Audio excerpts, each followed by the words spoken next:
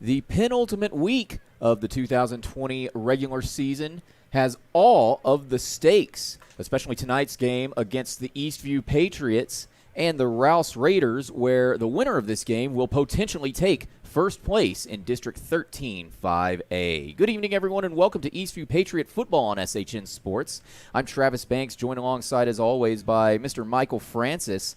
And, Michael, last week, the Eastview Patriots were in this exact same stadium, AC Bible Junior Memorial Stadium here in Leander, Texas, on the campus of Leander High School. Eastview last week facing Glenn, and coming out of that game with a 55-42 victory. This sets up a huge matchup against Rouse, who last Friday night defeated Brenham on the road, actually, by a score of 26-19, and that sets up, for lack of a better term, a game where the winner will take all the marbles home tonight, as Rouse comes in with an undefeated district record, Eastview with only one district loss. Right. So, pretty huge matchup tonight, Michael. It is a huge matchup, Travis, with district championship implications in this game tonight. If Eastview can take care of their business and walk away with a W tonight, then that will put Brenham, Rouse, and Eastview in a three-way tie for first place. And then if all three squads win out next week versus their opponents, which Rouse will be facing Leander Glen, Brenham will be facing the Cedar Creek Eagles, and your Eastview Patriots will be facing Pflugerville Connolly at home next week at Birkelbach Field. So those respective teams should finish with W's on the season next week versus their opponents if they just take care of business. So, victory tonight will guarantee at least a share of the district championship. And welcome to the Eastview with those three squads. So, a lot of implications in tonight's contest. Talk about fireworks, Travis. Last week, between these two squads, or between the Patriots and the Grizzlies last week, was a lot of offensive fireworks. You had, between those two squads, nearly 1,000 yards, or just over 1,000 yards of total offense, with 97 points on the board between those two teams. So you saw a lot of offensive fireworks.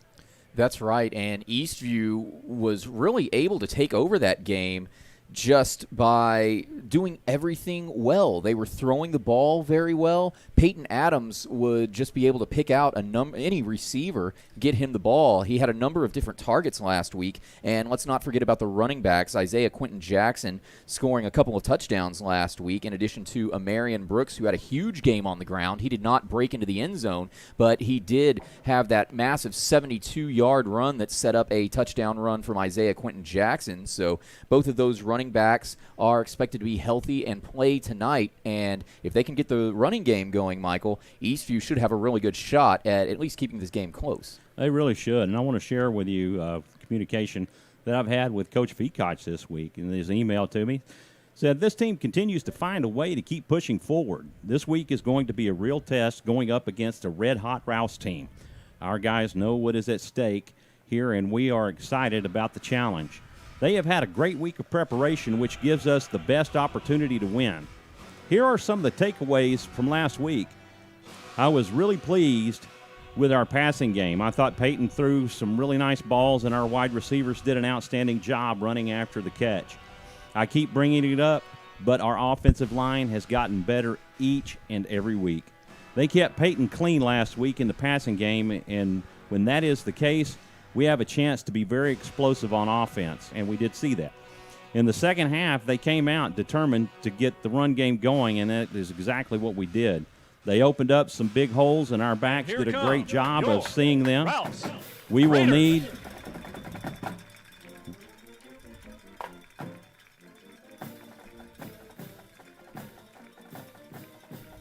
will need a big effort tonight out on the offense to give ourselves a chance to win. I think we are up to the challenge. Defensively, we continue to improve weekly. I feel that we played really well last week. I know we gave up some points, but I still think it was a very solid performance. If we win a few of the 50-50 balls in the air, Glenn does not score like they did. Just as our offensive line, I believe our defensive front is getting better and better. We knew there would be some growing pains at the beginning of the season with the youth in our defensive line, but our sophomores are growing up and playing really well right now. Rouse has a very dynamic offense, and we are going to have to play a very solid game on defense. I think these young men are up for the challenge tonight, and we'll give it their all. 3 keys to victory. Don't give up the big play. We need to keep everything in front of us and run to the ball. Number 2, control the line of scrimmage. We need to establish the run and eat up some clock. Number 3, win the turnover battle. We have done a great job taking care of the ball and creating turnovers the last few weeks. I believe this has helped us get back in the district race. We know a share of the district championship is on the line and gives us a little bit more energy. When you start getting this late in the season, you want to be playing your best football, and I believe our team is on the right track. So that's from Coach Feacock, and he's right, Travis. These guys have risen to the occasion most every time that they've had an adverse situation, and they've done well. And Coach Feacock makes a very good point, too, about how the hottest teams usually end up making deep runs in the playoffs as long as they're playing hot towards the end of the regular season. Both of these games, actually, as the team captains head to the center of the field to meet for the opening coin toss. Captains for the game tonight. For Eastview, number 62, Israel Ramirez. And for Rouse, number 17, Sam Giebelhaus. So Sam Giebelhaus for Rouse.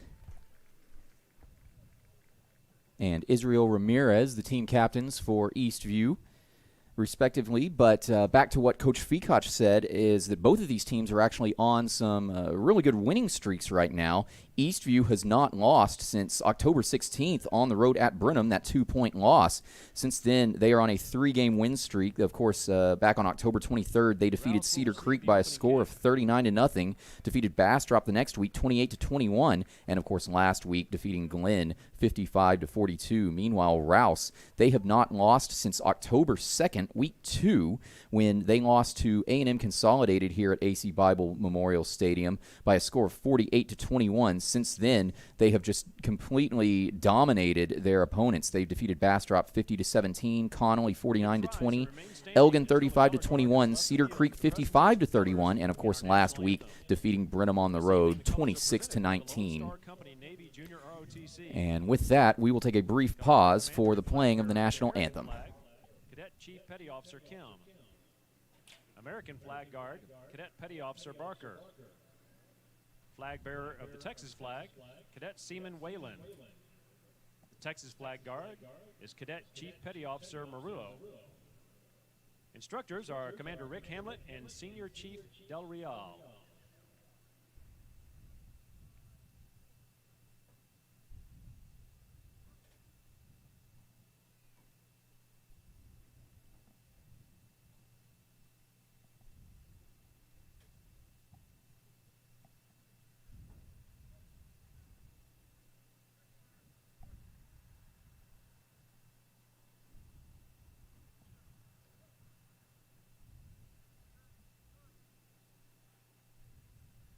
And now, ladies and gentlemen, if you could please honor our country with the singing of the national anthem performed by Rouse High School's very own Kylie Hernandez.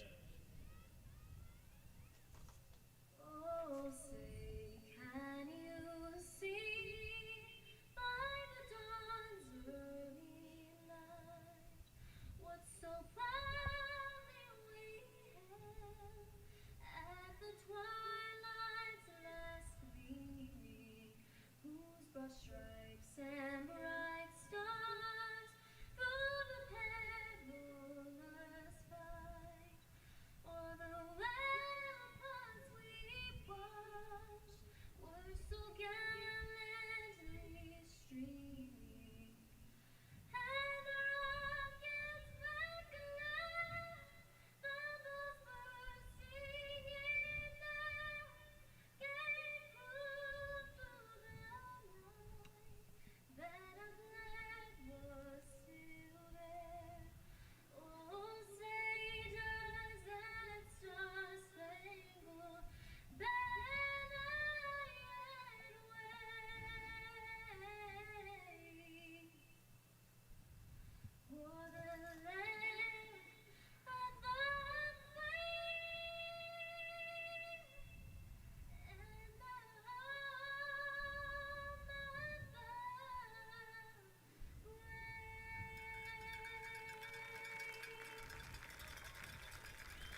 Well, it's football time in Texas as we're set to get things underway here at AC Bible Junior Memorial Stadium.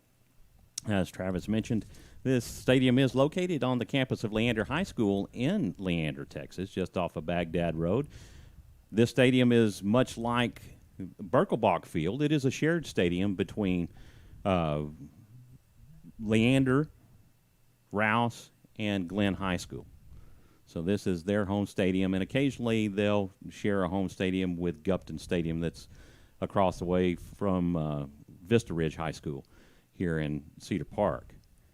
So exciting game tonight, Travis. Looking forward to this. Rouse coming into tonight's contest, really a hot team. They have a hot sophomore quarterback in Mason Shorb, and the guy is very accurate with his throws. He's a pro-style quarterback, and it's going to be a good defensive contest for our defensive backfield tonight.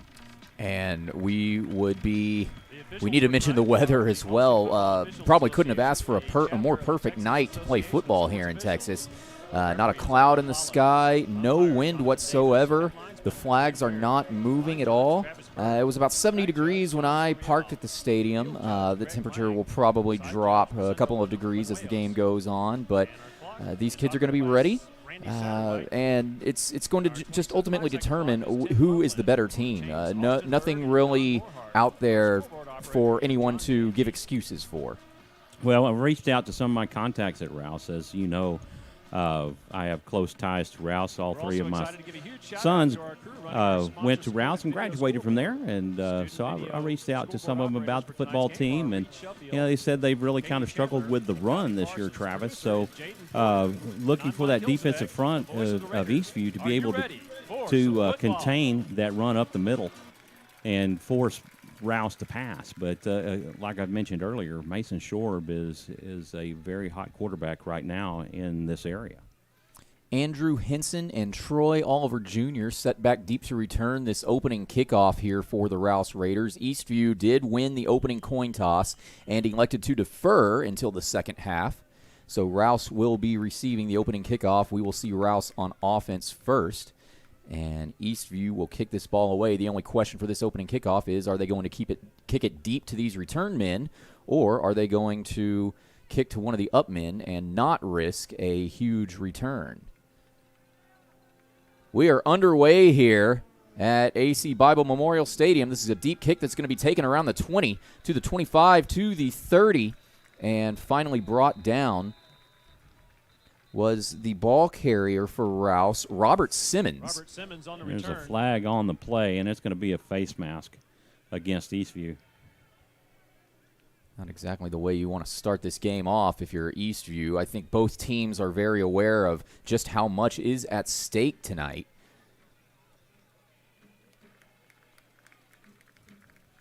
So, again, having audio problems from the referee is not coming across on the PA system. So definitely a face mask against Eastview as they will advance the ball Raiders will take over to the 47-yard line. First and 10. So really good field position for this Rouse offense. And as you talked about just a few minutes ago, Michael, we will get our first look at quarterback Mason Shorb, who is expected to have a huge game tonight, and it will be a massive responsibility for the Eastview defense to step up and put a stop to this Rouse offense. It'll be first and 10, and it's a handoff to the back. It was a huge hole, crosses into Eastview territory, picks up a first down, and is tackled at the 40-yard line. So I think what you saw on that was Eastview was expecting a pass, and Rouse taking advantage of that with that run off the right tackle. Charles Ross making the tackle for the Patriots. This will be first and 10 Rouse at the Eastview 40-yard line. Shorb all alone in the backfield. Takes the snap, throws complete at the 40-yard line to the 35, and pushed out of bounds is Troy Oliver Jr. Complete to Troy Oliver. He's forced out of bounds at the 32-yard line for a gain of 8. So that's an 8-yard gain. Oliver pushed out of bounds at the 32-yard line. This will bring up 2nd and 2 for Rouse now. As they continue to march down the field, Shorb comes out in the pistol formation. 2 receivers on his left. Shorb takes the snap. It's another handoff to the back, who makes his way close to the 30. believe he will be tackled somewhere around the 31-yard line. So a 1-yard gain. The referees look like they ruled no gain on the play. He's wrapped up by Benjamin So this Martin. will bring up 3rd down for Rouse. 3rd down and 1. 3rd and 1 at the 31. And Shore, it's another handoff to the back. And the back hit as he tries to cross the 1st down line. Daniels on the carry. He moves the chains.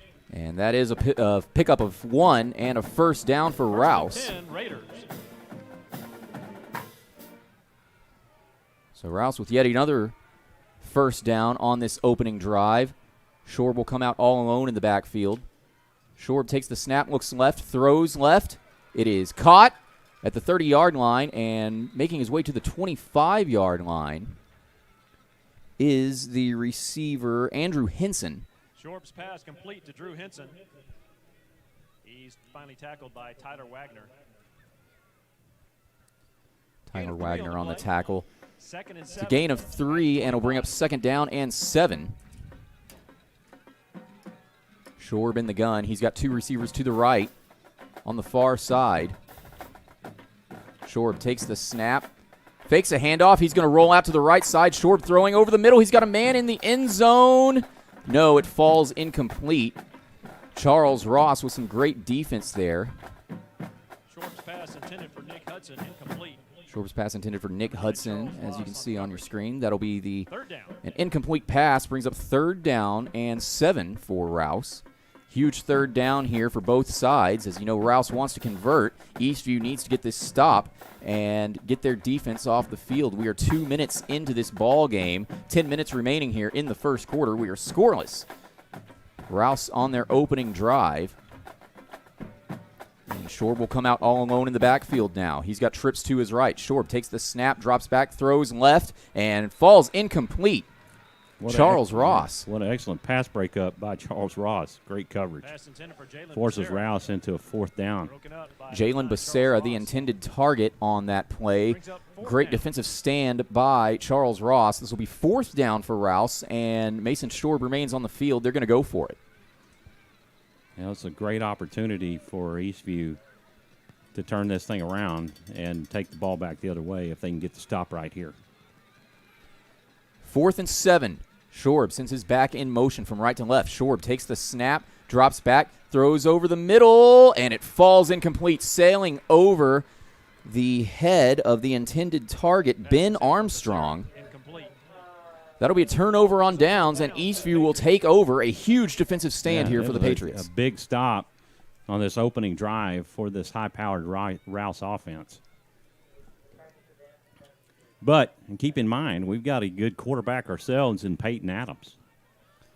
Peyton Adams has some phenomenal stats, as on 1st and 10, he'll be all alone, and he'll throw towards the near side, caught at about the 25-yard line, and pushed out of bounds There's is a Amarian flag. Brooks. There is a flag Pass on the complete play. to Amarian Brooks. There is a flag on the play.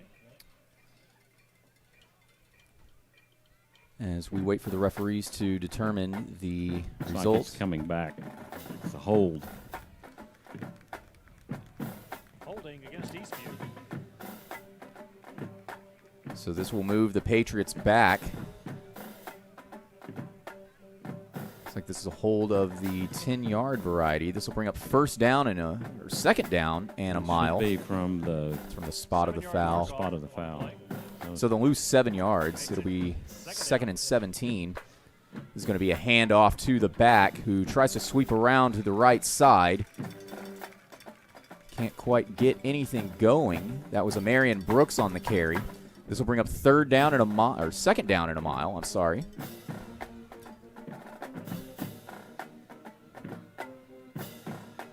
Adams in the gun. He's got trips to his left. Adams takes the snap. He's going to keep it himself. A design quarterback run. He gets around the right side, and Adams nearly makes his way back to the original line of scrimmage at the 25-yard line. Gain of a couple, probably about 5, maybe 6 yards. Actually, they'll rule that a 7-yard gain for Peyton Adams. This will bring up 3rd and 10 as the Patriots make their way back to the original line of scrimmage. Adams will be all alone in the shotgun. He's got trips to his left on the near side. Adams takes the snap And he's going to step into the pocket. He's going to keep it himself. No, he's going to throw it over the middle. He's got a man at the 45-yard line. And that is a catch. That is Michael Sedgwick making a great catch at the Rouse 45-yard line. Picks up a first down for the Patriots and puts them into Rouse territory. Patriots will go hurry up now. Adams takes the snap, hands off to Isaiah Quentin Jackson. Isaiah Quentin Jackson tries to rush up the middle. Gain of about 3 yards. He'll be brought down at the Rouse 42-yard line for a pickup of 3. This will bring up second down for the Patriots.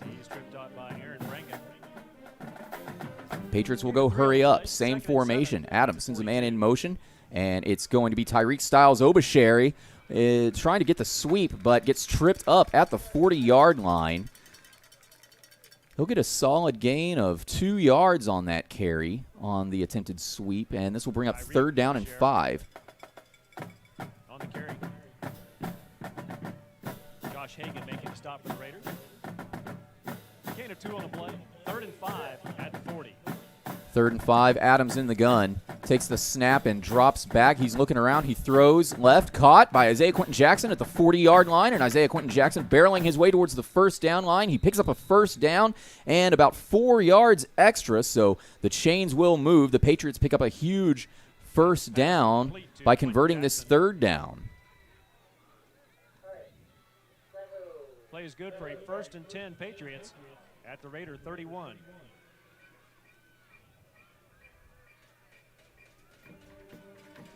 And on 1st and 10 Patriots, Adams takes the snap from the gun, and he's going to keep it himself on an option play. He's going to run towards the far side hash mark. And Adams will gain a solid 3 yards on that carry. It'll bring up second down at about 7 for the Patriots here. 7:04 and counting remaining here in the first quarter. We are scoreless here. Eastview on their opening offensive possession of the ball game. They got a turnover on downs earlier if you're just tuning in, and this is going to be a handoff to Amarian Brooks. As Amarian Brooks gains a couple, and this will set up third down and manageable for the Patriots here.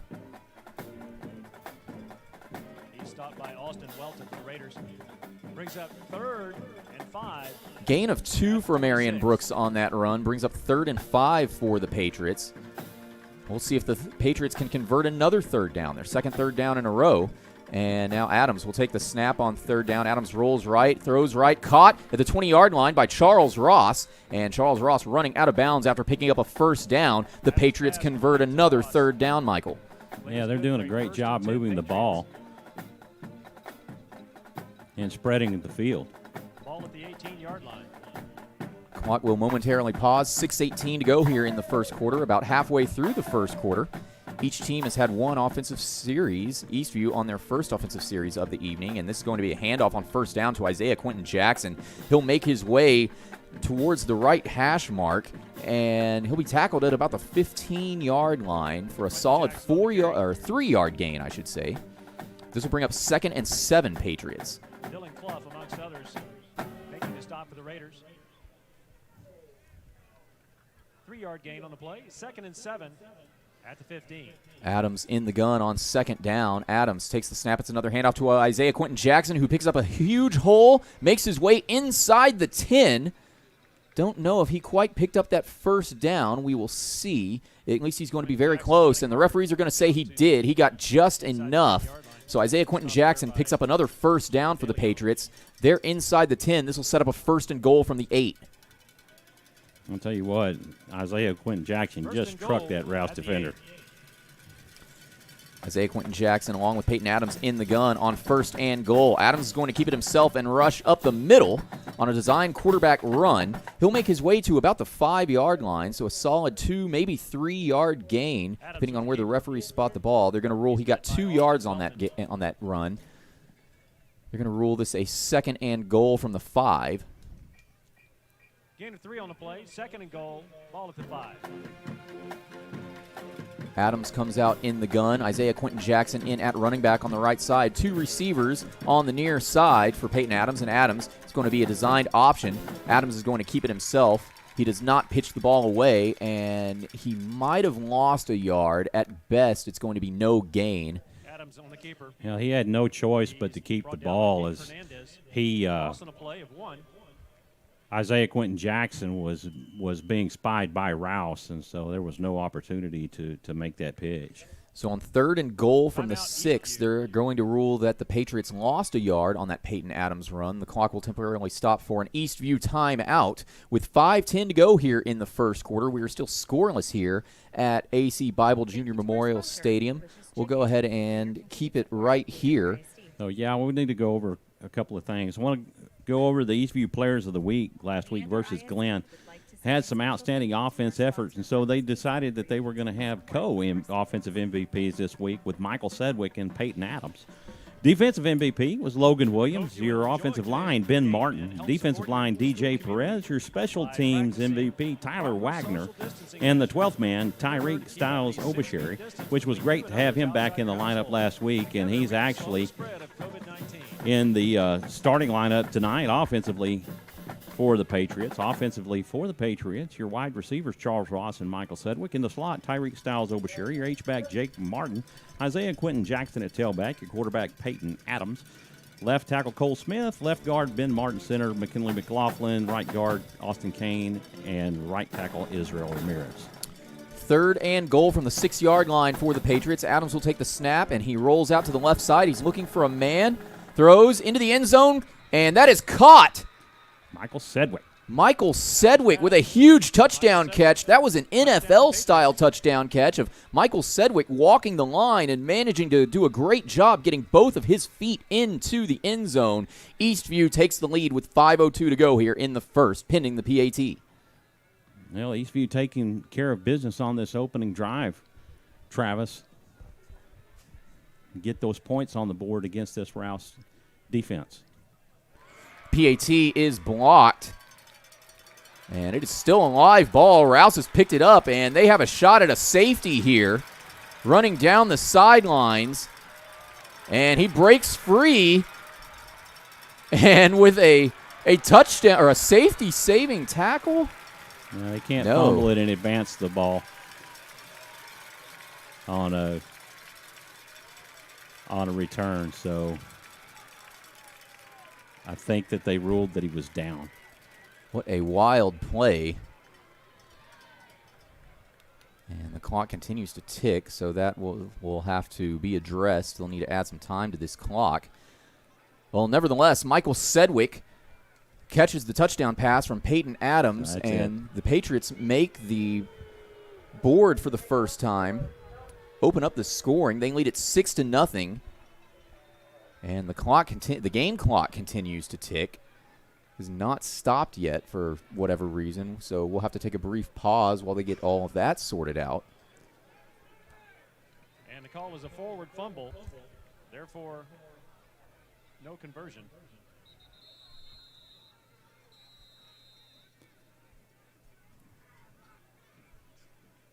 So I think they're still trying to discuss this,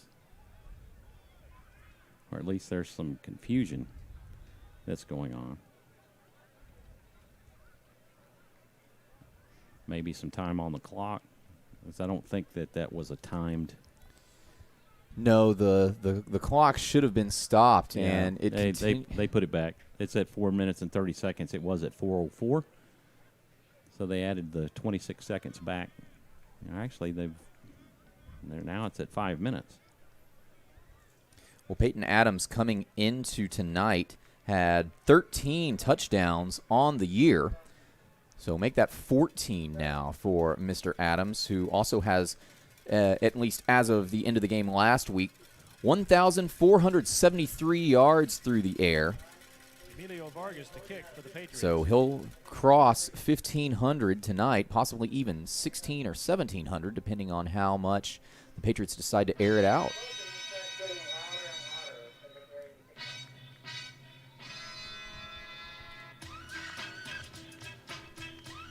Troy Oliver and Drew Henson deep receiving for the Raiders.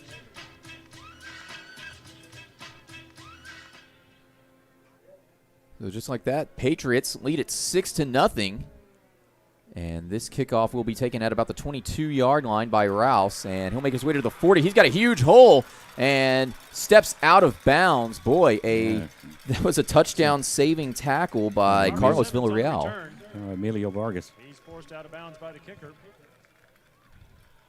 I'm sorry, Emilio Vargas. But Rouse with great field position. You know, I was looking at some of their stats, and their kick return men have good return averages. Might start to see Eastview fire off a couple of squib kicks here in the near future to avoid Rouse starting out in Eastview territory. As on 1st and 10, Mason Shorb is going to hand the ball off on a sweep to the left side, and still barreling his way through is Troy Oliver. And Oliver looks like he made it back to the original line of scrimmage. It was Logan Williams on the tackle there. Justin Nizer getting involved as well. Gain of 2 brings up 2nd down and 8 for Rouse. Shorb comes out in the pistol formation. He's got 2 receivers to his right. Shorb hands the ball off to the back who has a huge hole, and he breaks free to the 20, to the 10, and he bounces off his defender and makes his way into the end zone. There's a flag on the field, though. All the way back at the 35-yard line. Coming back, yeah. Sorry to talk over you there, Michael. There is a flag on the play. That would have been a 41-yard touchdown run, but we need to see what this flag is all about first.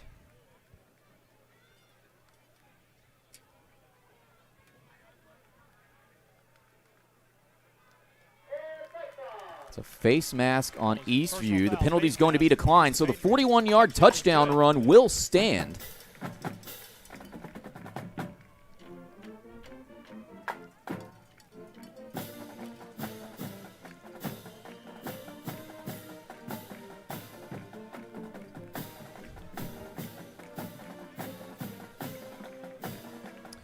So this is a tie ball game at the moment. Pending the PAT, Rouse can take the lead.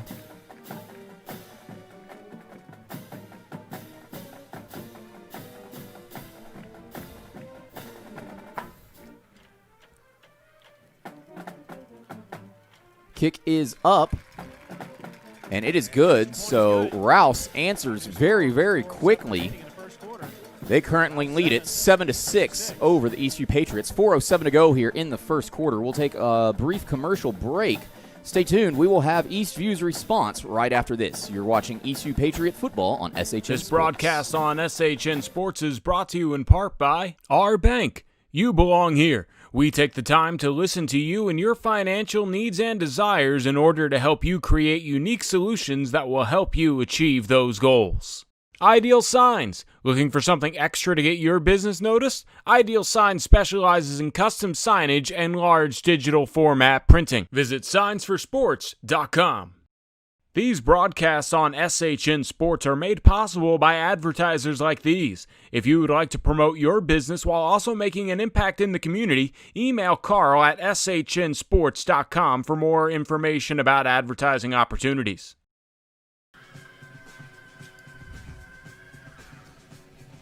Welcome back to AC Bible Junior Memorial Stadium. You know, the Rouse Raiders have just taken a 1-point lead over the Eastview Patriots. Rouse's kickoff will be short. Picked up off the ground at about the 20-yard line. This is Michael Sedgwick attempting the return, and he won't get very far on that one. He'll be brought down at about the 18-yard line. And so Eastview will set up shop with some decent field position about halfway through their own territory. Patriots will start the drive at the 19-yard line, 1st and 10 with 3:40 remaining.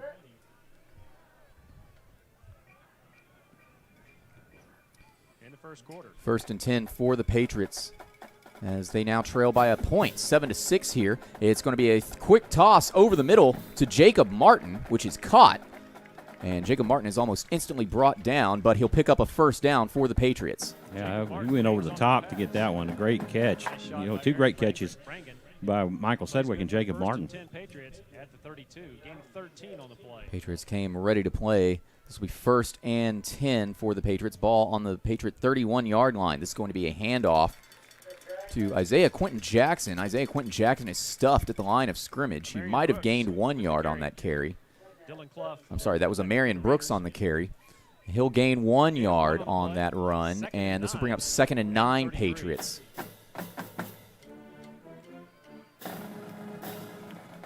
Adams in the gun on 2nd down. Adams is going to keep it himself. A design quarterback run. He's trying to sweep out to the right side. Can't quite get anywhere. He's tripped up. Might have lost a yard, maybe 2 on that carry. This will bring up 3rd down for the Patriots. 3rd and 9 at the 33.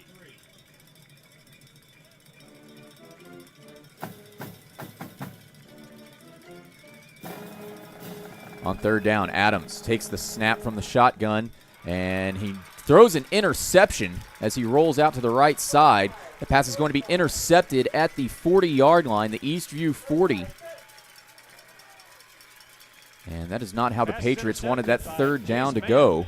Jace Mann was the Rouse Raider who made that interception. And the Raiders will take over at the Eastview 41-yard line.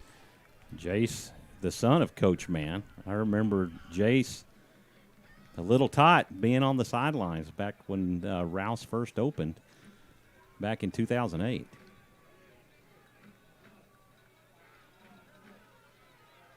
And here he is looking to win at least a share of first place in District 13-5A tonight. On 1st and 10 Rouse, it's going to be another handoff to the running back. This is Calvin Daniels. And he takes the ball down to the 31-yard line or close to it.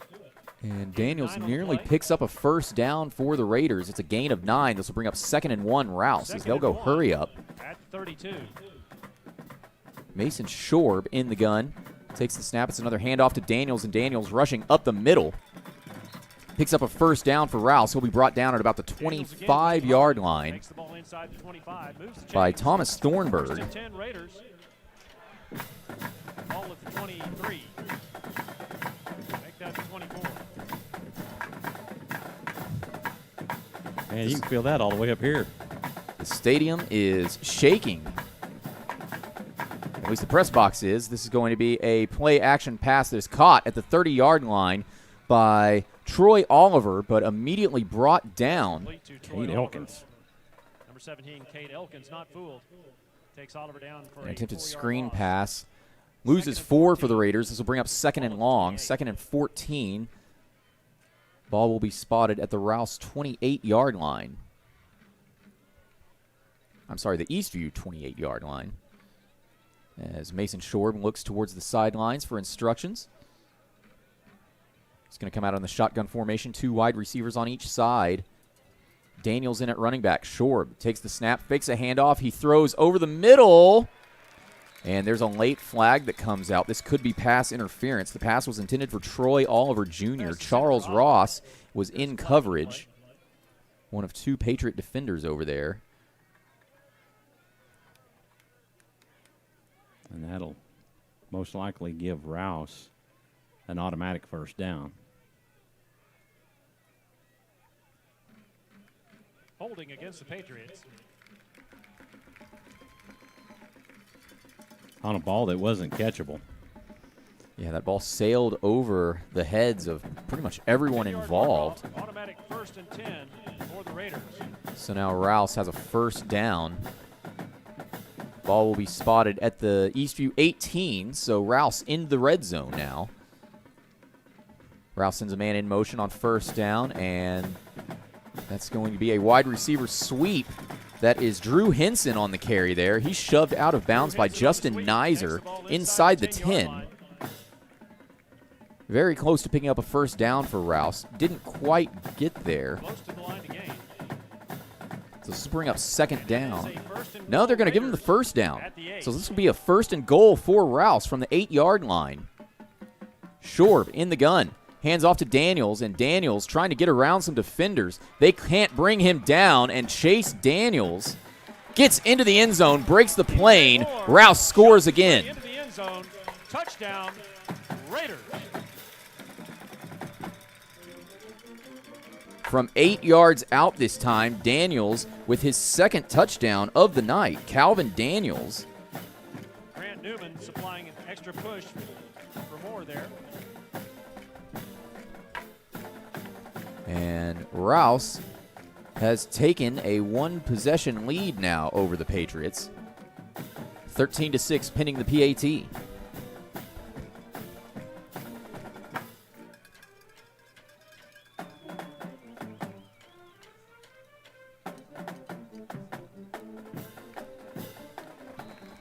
Kick is up, and it is good. So just like that, the Raiders extend their lead to 8.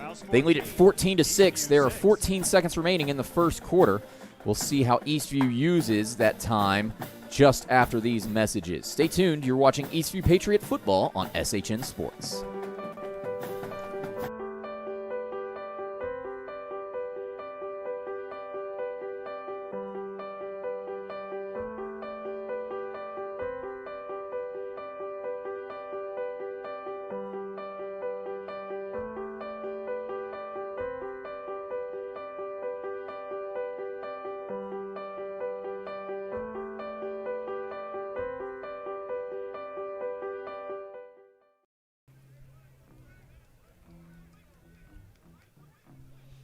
Back here at AC Bible Junior Memorial Stadium, where following the second touchdown of the night for Calvin Daniels, the Rouse Raiders lead at 14-6 over the Eastview Patriots. A share of first place in District 13 5A is on the line here in this game tonight. Well, the Patriots are going to have to make some adjustments against this Rouse running attack. Right now, they're doing a really good job of moving the ball on the ground against the Patriots. So And the kick goes out of bounds. So my contacts have told me that their running game was somewhat suspect. Doesn't look like it tonight. No, not at all. I mean, Rouse has just been winning the battle at the line of scrimmage. And it's not to say that the Patriots aren't, playing tough. They're fighting. It's just they have no way of getting any penetration right now. That Rouse offensive line is holding up something fierce. As the kickoff goes out of bounds, drawing a penalty flag. So Eastview will now take over 1st and 10 from their own 33-yard line. So that first turnover ends up in points for Rouse. Adams on first down takes the snap, rolls left, throws left, caught at the 35-yard line. The attempted screen pass. That's Jacob Martin on the catch. Adams pass complete to number 45. Gain of 2, maybe 3 yards. And that will be the final play of the first quarter. We will switch the sides of the field and take a brief commercial message. But at the end of one, with a share of first place for District 13 5A on the line, the Rouse Raiders jump out to an early advantage. They lead at 14-6 after one. Stay tuned. We'll have more exciting football action in just a bit. You're watching Eastview Patriot football on SHN Sports. You're ready for the future? And the future is full of possibilities. Because your dream home Is right around the corner. If you're ready for the next step Or 2, or 3, we can help. At our bank, we're ready to help you open doors to your future. our mortgage team is here and ready to begin your next step. Doing the right things for the right reasons. Welcome to our bank. You belong here. Member FDIC Equal Housing Lender.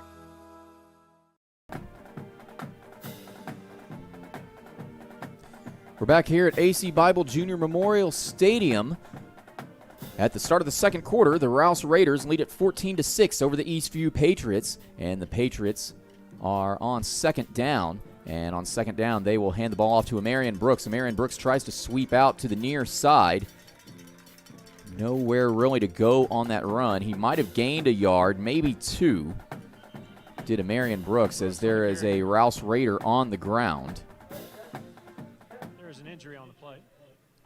We will let the Rouse training staff take a look at this young man, as Eastview will be facing a third down here momentarily. Again, we thank you for choosing to spend your Thursday night with us here on SHN Sports for Eastview Patriot Football. I'm Travis Banks, joined alongside Michael Francis. As always, this is the final road game of the season for the Eastview Patriots in a season that Really feels like we've been on the road for almost every game. Only 2 home games. The final third and final home game of the season next week at Birkelbach Field next Friday night. So a week from tomorrow night, the Patriots will be playing host to Connolly from down south in Pflugerville. And that Rouse Raider is Ben Armstrong. He's walking off the field under his own power. Which next week will be senior night, I believe. Or typically it is. I'm trying to remember, was the first home game senior night? Something would happen the first game. Yeah, so. there was something going on in every game. The last home game was homecoming against Bastrop.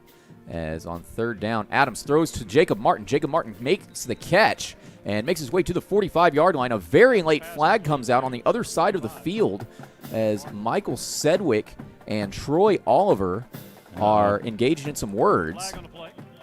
This draws 2 flags from the referees. Jacob Martin did pick up a first down for the Patriots on that catch. These flags came well after the play ended. So we should see the Patriots move backwards unless the referees think that Rouse started all of this.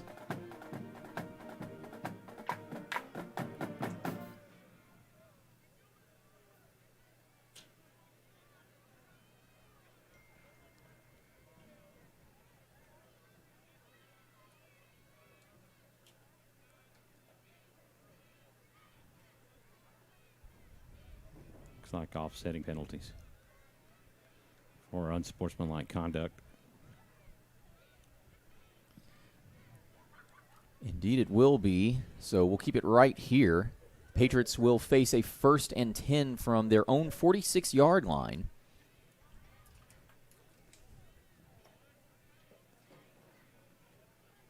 Shout out from Rob Hipp. Go Patriots.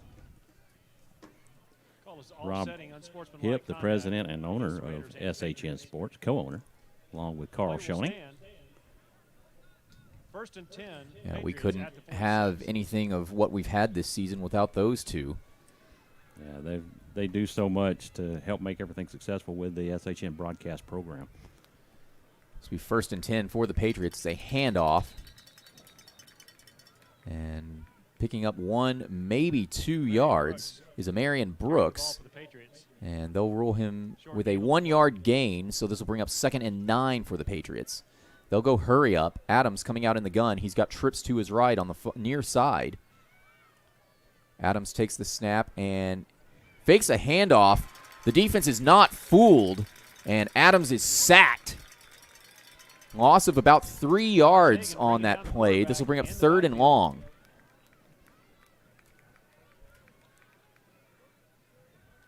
It was a good play in theory, Michael, but the Rouse defense was not fooled on that fake.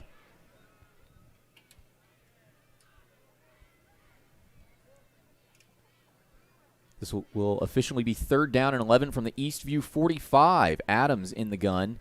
He's got trips on the left. Adams will take the snap, looks around, rolls out to the left side under pressure, directs some of his receivers, and it's another interception, his 2nd of the evening. This pass. Man, his 2nd. Jace Mann with his 2nd interception of the game. Yeah, just taking that pass. And didn't pick up a lot of yards, but he did pick up the 2nd Rouse turnover of the night. 2nd interception by Jace Mann. Raiders take over 1st and 10. Peyton Adams doing a great job moving in the backfield, trying to get free. He's directing his receivers which direction to go, and ends up throwing into traffic, and that cost Eastview with the turnover. The thing is, we don't want to see points scored off of this turnover. On 1st down for Rouse, this will be a sweep to the left side. Nowhere really going on that play for Troy Oliver, the ball carrier. This will bring up 2nd and 9 for the Rouse Raiders. 2nd and 9. Make that 2nd and 8 at the 49. 2nd down. They've got a receiver wide open at the 30, to the 20, to the 10. He's gone. That is Drew Henson. Touchdown. And he'll get the Raiders their 3rd touchdown of the evening. 51-yard. First one through the air. That was a 51-yard catch and throw by the Rouse Raiders, and all of a sudden they lead it by 14.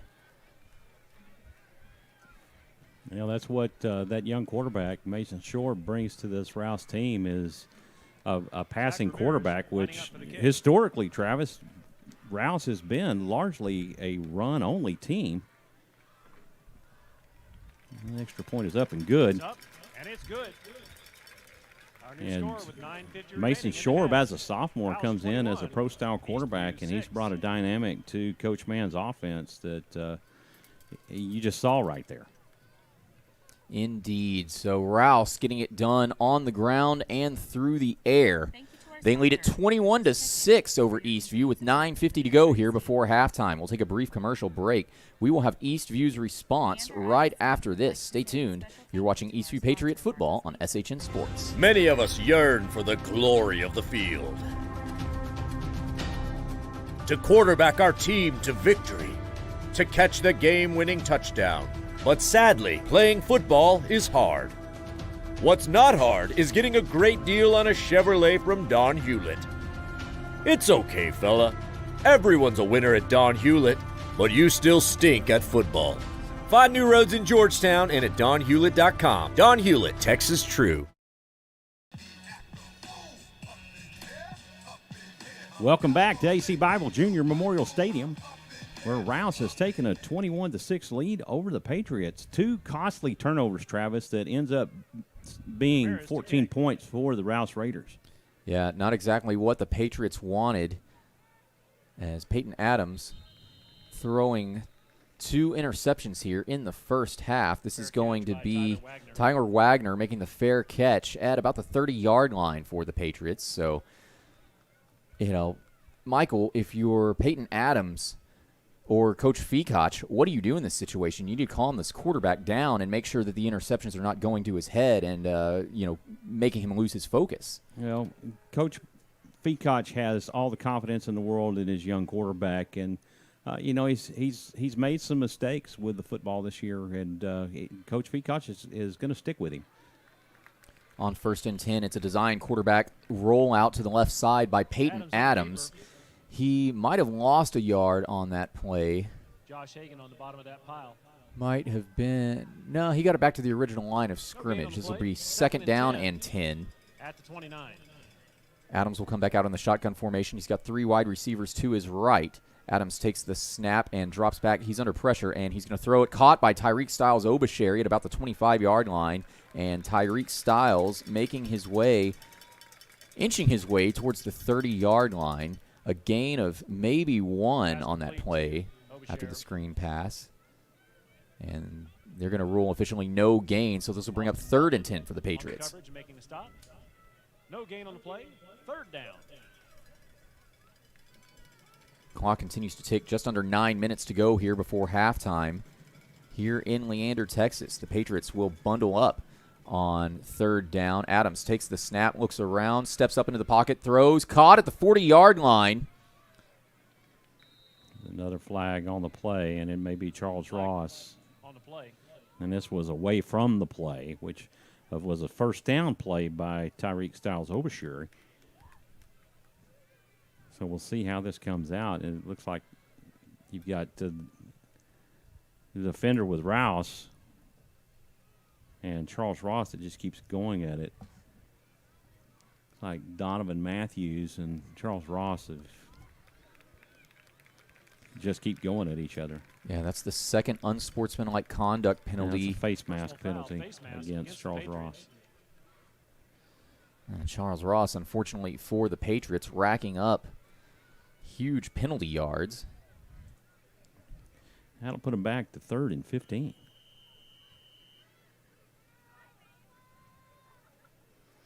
Took a 1st down away from your team. That's a tough out. That's a silly mistake you don't need to make. You don't need to let that guy get in your head. 3rd and 14 at the 25. So this will bring up 3rd and very long for the Patriots as Adams will take the snap. He's under pressure, and he throws it. It's caught by Charles Ross at the 25-yard line. Ross breaks free from several defenders, and Ross makes his way towards the Eastview sideline, shoved out of bounds at about the 33-yard line. Charles Ross Finally brought down by about Shakir 6 Muhammad. yards shy of the first down marker, so this will bring up 4th down for the Patriots. Clock will momentarily stop with 8:12 to go here before halftime. Raiders lead it 21-6.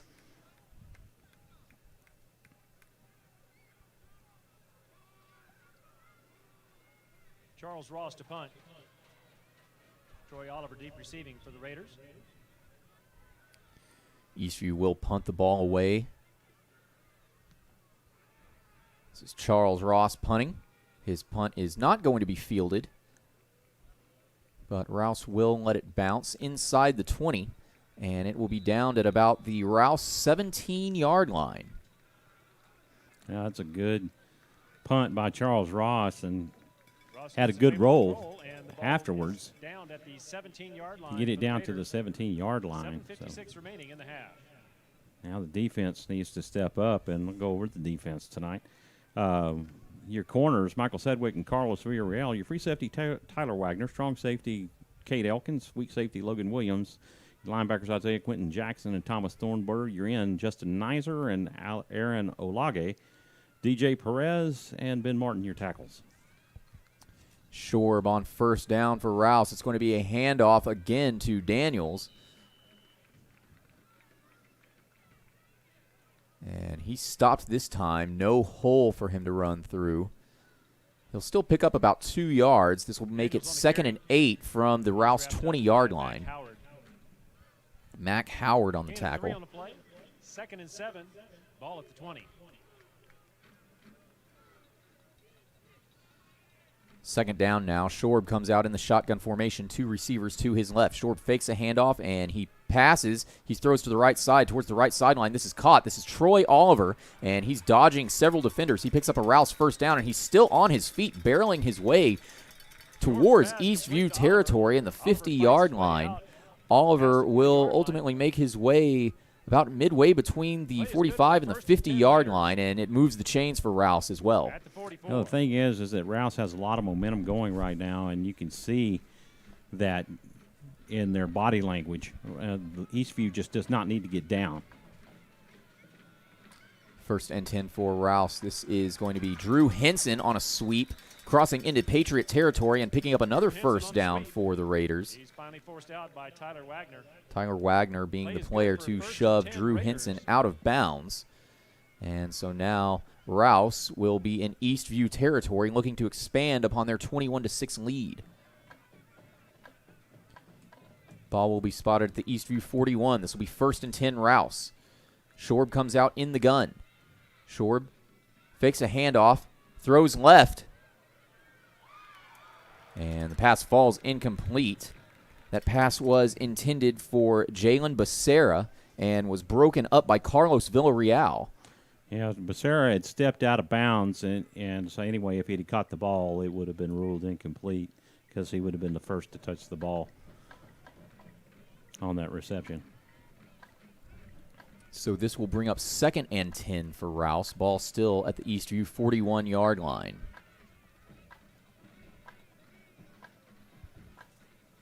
So much at stake for both of these teams in this ball game. Shorb on 2nd down. Hands off to Daniels. Daniels rushing up the middle and runs into a bit of a wall, but still manages to pick up about 6 yards, maybe 7. To the 35-yard line. That was E.J. Moore on the carry. My apologies. Gain of 6. Let's bring up 3rd and 4. And now here's Moore again. He breaks free and picks up a first down. He's tackled at the 30-yard line. So he got 1 extra yard than he needed to pick up that first down. Moore is now limping off field. And Calvin Daniels will come back into the ball game. 1st and 10 Raiders at the 30. This moves the chains for Rouse. It'll be 1st and 10 ball on the Eastview 30. Shorb now in the gun, takes the snap, throws left, and dodging a defender, making the catch at the 30, to the 20, to the 10, into the 5. He's gone. That is Jalen Becerra, the 2nd touchdown pass of the night by Mason Shorb. And now the Rouse Raiders lead it 27-6, pending the PAT.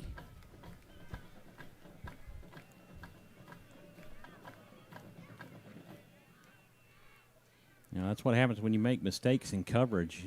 A good team takes advantage of mistakes, and Rouse is doing that so far.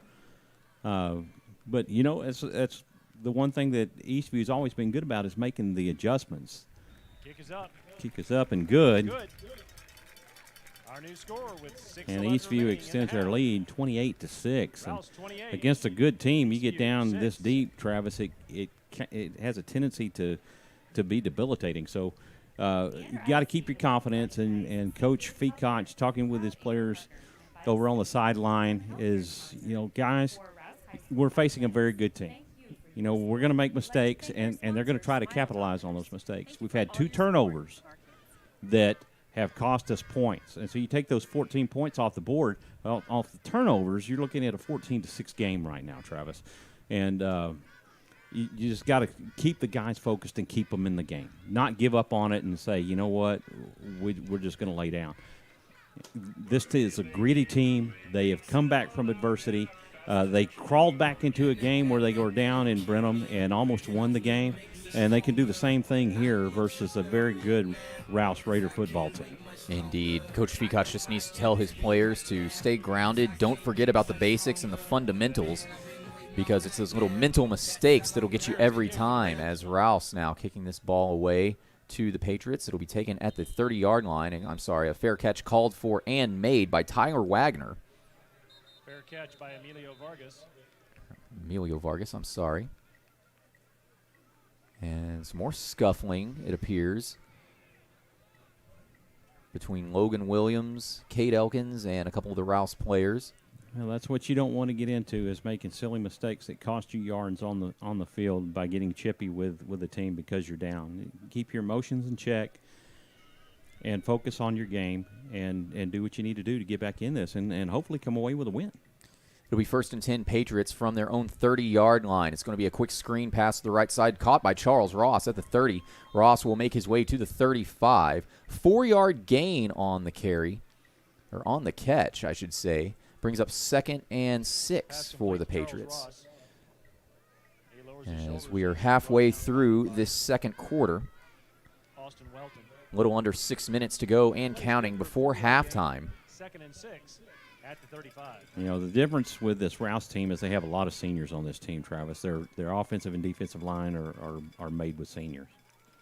And on 2nd down, Adams will hand the ball off to Marion Brooks. And Brooks will gain a yard on that run. It'll bring up 3rd down and 5. Austin Welton once again on the stop. 3rd down. The Patriots have quite a bit of time to work with. They can get on the board if they are able to. And Adams on 3rd down will take the snap, and he's going to keep it himself. Run up the middle. He makes his way to the 40-yard line, dives as he's hit, and Adams will pick up the 1st down on his feet. He'll move the chains and convert that 3rd down. Takes the ball out over the 40-yard line, moves the chains. 1st and 10 Patriots at the 41. That's smart quarterback play right there, recognizing his receivers were covered and took advantage of the hole up the middle and pick up the 1st down. 1st and 10 Patriots from their own 41-yard line. It's a handoff to Amarian Brooks, and Amarian Brooks picks up a decent push. He'll gain 5, maybe 6 yards on that carry. It'll bring up 2nd down Patriots, and they are inching closer and closer to midfield here. Caden Westbrook on the tackle for the Raiders. On 2nd down, same shotgun formation. Adams will keep it himself this time. A design quarterback sweep out to the left side. Adams is brought down at the 50-yard line, about a yard short of the 1st down marker. So this should set up 3rd down and 1 for the Patriots here. We'll see if the Patriots can convert 2 3rd downs in a row on this drive. Clock will momentarily stop. And it's a timeout for Rouse, their first timeout of this first half. Clock will momentarily stop with 4:10 to go here before halftime. The Rouse Raiders lead at 28-6 over the Eastview Patriots. We'll go ahead and keep it right here, Michael. And again, a couple of scores from last week. Of course, Eastview defeating Glenn 55-42 and Rouse defeating Brenham 26-19. But Bastrop defeated Cedar Creek, that annual rivalry game. Bastrop won that one 38-14. And meanwhile, Conley picked up their first win of the season both in district and overall, defeating Elgin by a score of 43-36. Of course, the other 3 games taking place tomorrow night include Connolly at Bastrop, Elgin at Brenham, and Cedar Creek at Glen in a game that's going to be equally as big as this ball game, Michael, because that Cedar Creek and Glen game, the winner of that game will pretty much be guaranteed the 4th and final spot in the playoffs in District 13-5A. As on 3rd down, it's going to be a direct snap to Isaiah Quentin Jackson, and Isaiah Quentin Jackson gets a great push, some great blocking. He'll pick up a 1st down and enter Rouse territory, and then some. So Isaiah Quentin Jackson will move the chains, and the Patriots convert another 3rd down. So this is one of the things that Coach Feacock said he wanted to do. He wanted to run the ball and take time off the clock. Flag comes out. It's another Wildcat formation, another direct snap to Isaiah Quentin Jackson. But there is a flag on the play, away from the play again, so probably a hold. It was the line judge, so I'm thinking maybe a false start considering how quickly that flag popped up.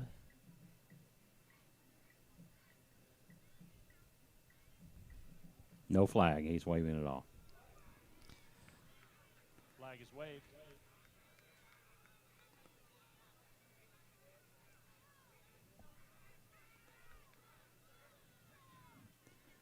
At any rate, Coach Feacock is not happy.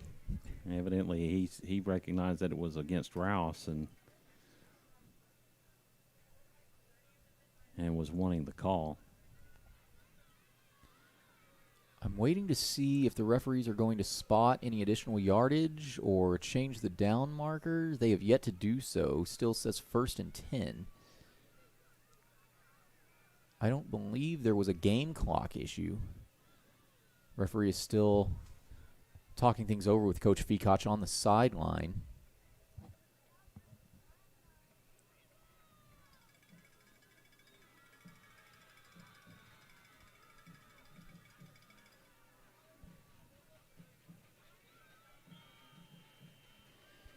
And we will be resuming play now. It'll be 1st and 10. Adams in the gun. Adams fakes a handoff, throws right. Obashare, touchdown, Patriots. No flags on the play. And the Patriots, they had allowed 28 straight points from Rouse, and they break that up. They cut the deficit to 28-12, and they're going to go for 2 here. Wildcat formation. Isaiah Quentin Jackson takes the snap direct and barrels his way into the end zone. The 2-point conversion is good. So with 3:03 to go here before halftime, the Rouse Raiders' lead is cut to just 2 possessions. They lead at 28-14 over Eastview. 3:03 remaining before halftime. We'll see how Rouse responds right after these commercial messages. Stay tuned. You're watching Eastview Patriot football on SHN Sports. Hey, it's Chip from Hewlett Volkswagen. It's that time of year for fall, football, and family. And our family has been making it easy on your family for almost 20 years. Like with our new Express online shopping tool, where you can find the perfect Volkswagen fit for your life and budget. This month, save $3,600 on a new 2020 Jetta S. You can drive away in a brand new Volkswagen for under $20,000. We have a lot to choose from. Hewlett Volkswagen, off I-35 in Westinghouse, or see for yourself at hewlettvw.com. Welcome back to AC Bible Junior Memorial Stadium, where your Patriots have just cut the Raider lead in half, 28-14. Here with 3:03 remaining in the half. Emilio Vargas set to kick this one away, and here's Mr. Travis Banks to take you the rest of the way. Thank you, Mr. Francis. It was a 33-yard touchdown run by TSO. And Isaiah Quentin Jackson getting the 2-point conversion. And now your new score, Rouse 28, Eastview 14, as this kickoff. Not much going on that one. And Rouse will set up shop at about their own 35-yard line. 10 Raiders with 2:53 remaining in the half. About 10 seconds knocked off of the game clock with that kickoff. So extremely important right here to get a defensive stop and not let Rouse extend their lead going into halftime. So Mason Shorb, you can expect to take a deep shot downfield. They've got 4 wide receivers over on the left side. They're setting up for a screen. It is caught by Troy Oliver Jr. at about the 30-yard line, and Oliver makes his way to the 40. This will be a solid gain of about 5 yards when it's all said and done. Another flag on the play. I believe it's going to be a block in the back against Rouse. I see it right there at about the 36-yard line. Bottom right corner of your screen is going to be a hold call, so this will move the Raiders back.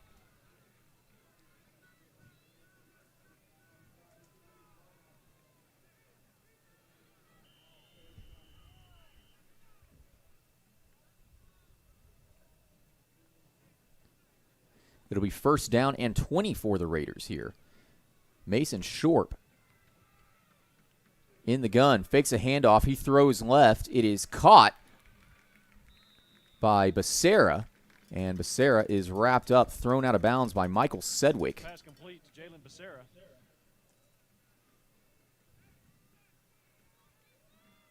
Brings up second down. That's a gain of about 14 for the Raiders. Officially a gain of 13, so it'll be second and 7. And it's a handoff to the back. The back makes his way to the 40, but is stuffed. That was Calvin Daniels on the carry. Calvin Daniels carrying the ball for the Raiders. Takes it out to the 40-yard line. Brings up 3rd and 5 at the 40 with 2 minutes remaining in the half.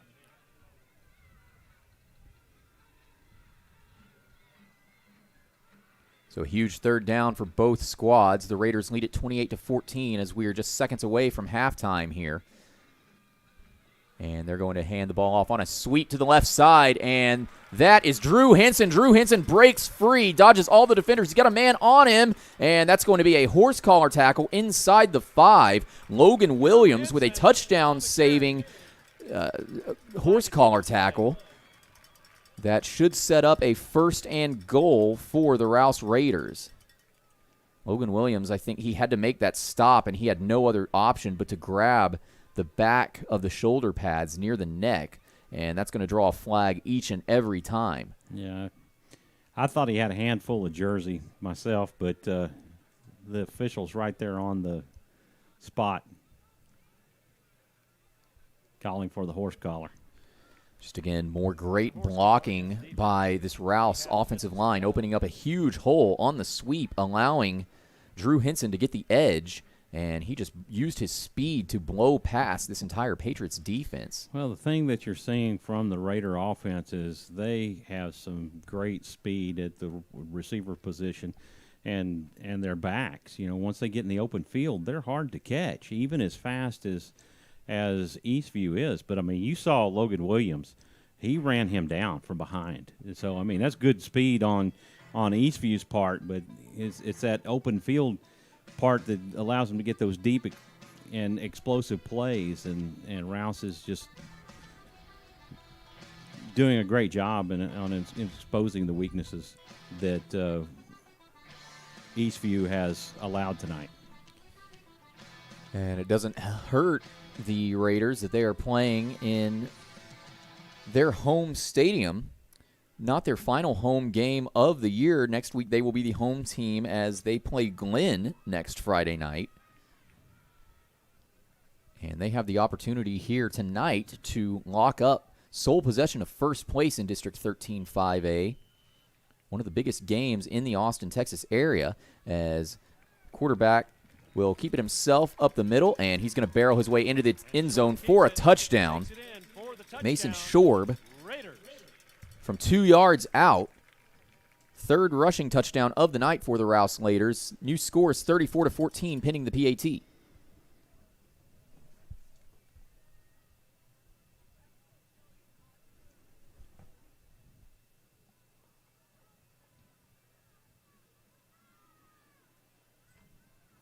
Zach Ramirez to kick on the hold by Will Fisher.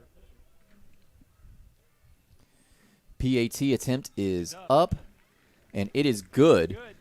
So with 1:38 to go here before halftime, the Rouse Raiders now lead at 35-14 over the Eastview Patriots. The Patriots will have 98 seconds to work with before halftime. We'll see if they can get on the board one more time just after this. Stay tuned.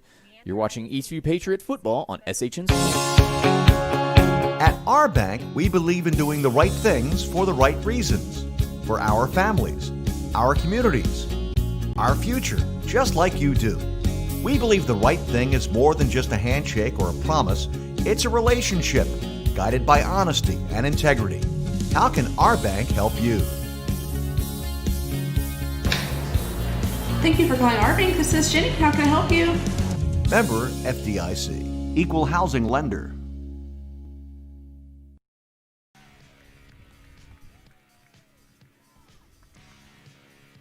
Welcome back. Rouse getting set to kick off to the Eastview Patriots. This kickoff is going to be taken at about the 27-yard line and nowhere to go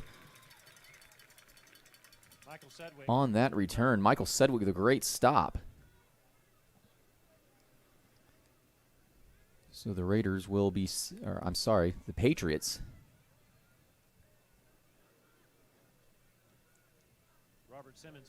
We'll have some decent field position here. They'll mark it down at the 30-yard line. So the Patriots will officially have 92 seconds to work with here before halftime, trying to get on the board one last time. Cut into this 21-point deficit.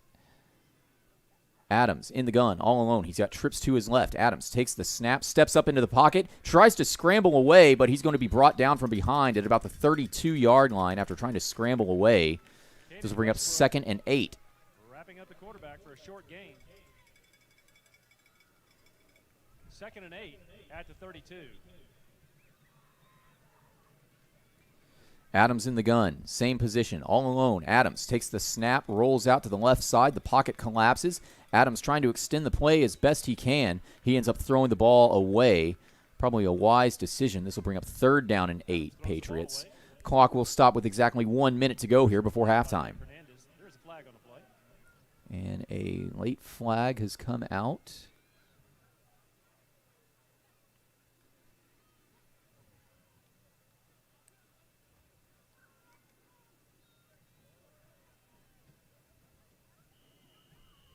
Well, evidently maybe not. No flag on the play. 3rd down.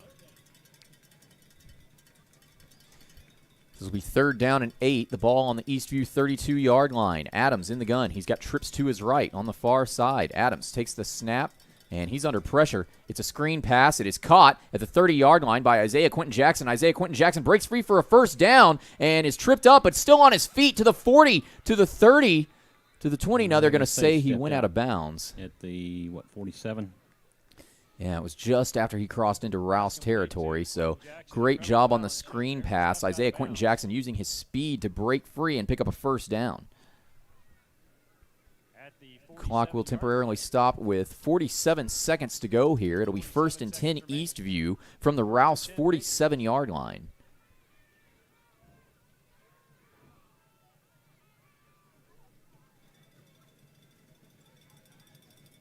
Those 2 interceptions looming really large right now, Travis, as they turned into points.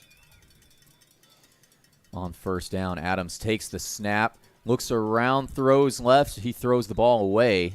This will bring up 2nd and 10. Adams has just been under a lot of pressure every time he drops back to throw. Well, they've kept pressure on him all night long, and 2nd down. Jonathan Loza, he's just been in the backfield just disrupting the Patriots' passing game most of the night. 2nd and 10. Patriots come out in the gun. Trips to the right. Adams takes the snap, and he's going to be brought down from behind. Sack on the play. That was Nick Hernandez on the sack there. This will bring up 3rd and long for the Patriots, and the clock will continue to tick. 25 seconds and counting to go here. And a timeout has been called by Eastview. Their 2nd timeout of this first half. Clock will stop with 22 seconds to go before halftime. We'll go ahead and keep it right here. But, Michael, as you mentioned, those 2 turnovers, those 2 interceptions by Peyton Adams are really hurting the Patriots right now. It's really huge. You'd be looking at a 21-14 game right now without those 2 turnovers that ended up into touchdowns. That's really hurting them right now. Yeah, the Raiders are just getting it done on the ground. They've got it done through the air as well. It almost just seems like they're having their way with this Patriots team right now.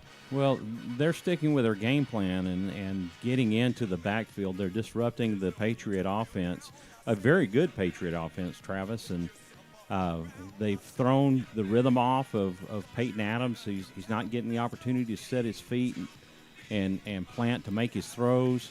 They're in the backfield and making sacks and just really disrupting the game plan. So I know Coach Feacock will have a game plan going into halftime to make some adjustments.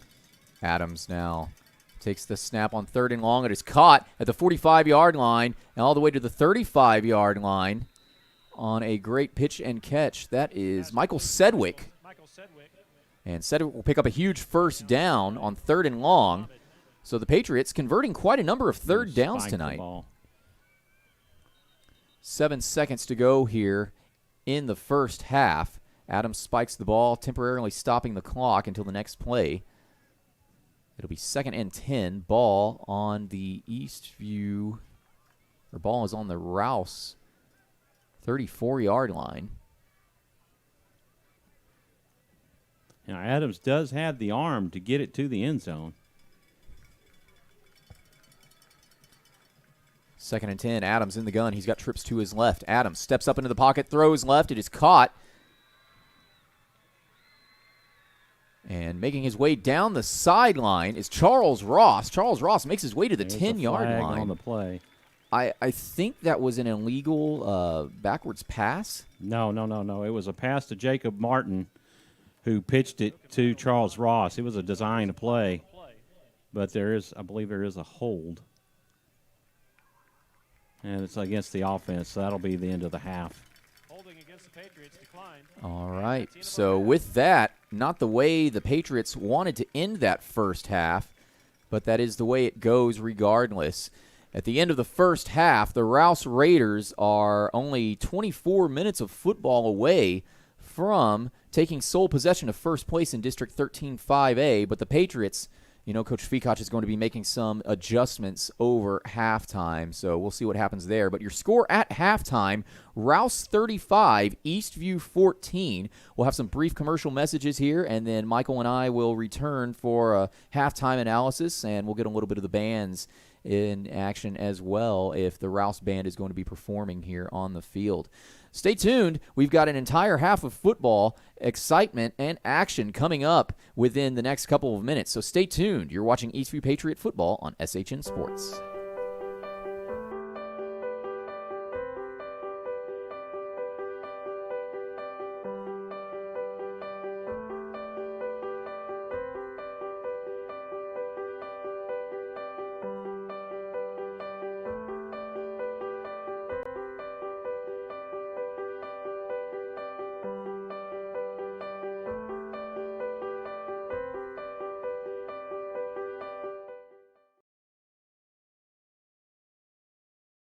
This broadcast on SHN Sports is brought to you in part by Our Bank. You belong here. We take the time to listen to you and your financial needs and desires in order to help you create unique solutions that will help you achieve those goals. Ideal Signs. Looking for something extra to get your business noticed? Ideal Signs specializes in custom signage and large digital format printing. Visit signsforsports.com. These broadcasts on SHN Sports are made possible by advertisers like these. If you would like to promote your business while also making an impact in the community, email Carl at shnsports.com for more information about advertising opportunities. You're ready for the future? And the future is full of possibilities. Because your dream home Is right around the corner. If you're ready for the next step, Or 2, or 3, we can help. At our bank, we're ready to help you open doors to your future. our mortgage team is here and ready to begin your next step. Doing the right things for the right reasons. Welcome to our bank. You belong here. Member FDIC Equal Housing Lender. You know, some people only talk about social distancing like it's a bad thing. But as the day tripper traveling all over Texas, and with a Don Hewlett truck or SUV to take me anywhere I want to go, social distancing isn't really that bad at all. So, how far away is your Don Hewlett Chevrolet going to take you? Find new roads in Georgetown and at donhewlett.com. Don Hewlett, Texas True. Hey, it's Chip from Hewlett Volkswagen. It's that time of year for fall, football, and family. And our family has been making it easy on your family for almost 20 years, like with our new Express online shopping tool, where you can find the perfect Volkswagen fit for your life and budget. This month, save $3,600 on a new 2020 Jetta S. You can drive away in a brand new Volkswagen for under $20,000. We have a lot to choose from. Hewlett Volkswagen, off I-35 in Westinghouse, or see for yourself at hewlettvw.com. At our bank, we believe in doing the right things for the right reasons. For our families, our communities, our future, just like you do. We believe the right thing is more than just a handshake or a promise. It's a relationship guided by honesty and integrity. How can our bank help you? Thank you for calling our bank. This is Jenny. How can I help you? Member FDIC, Equal Housing Lender.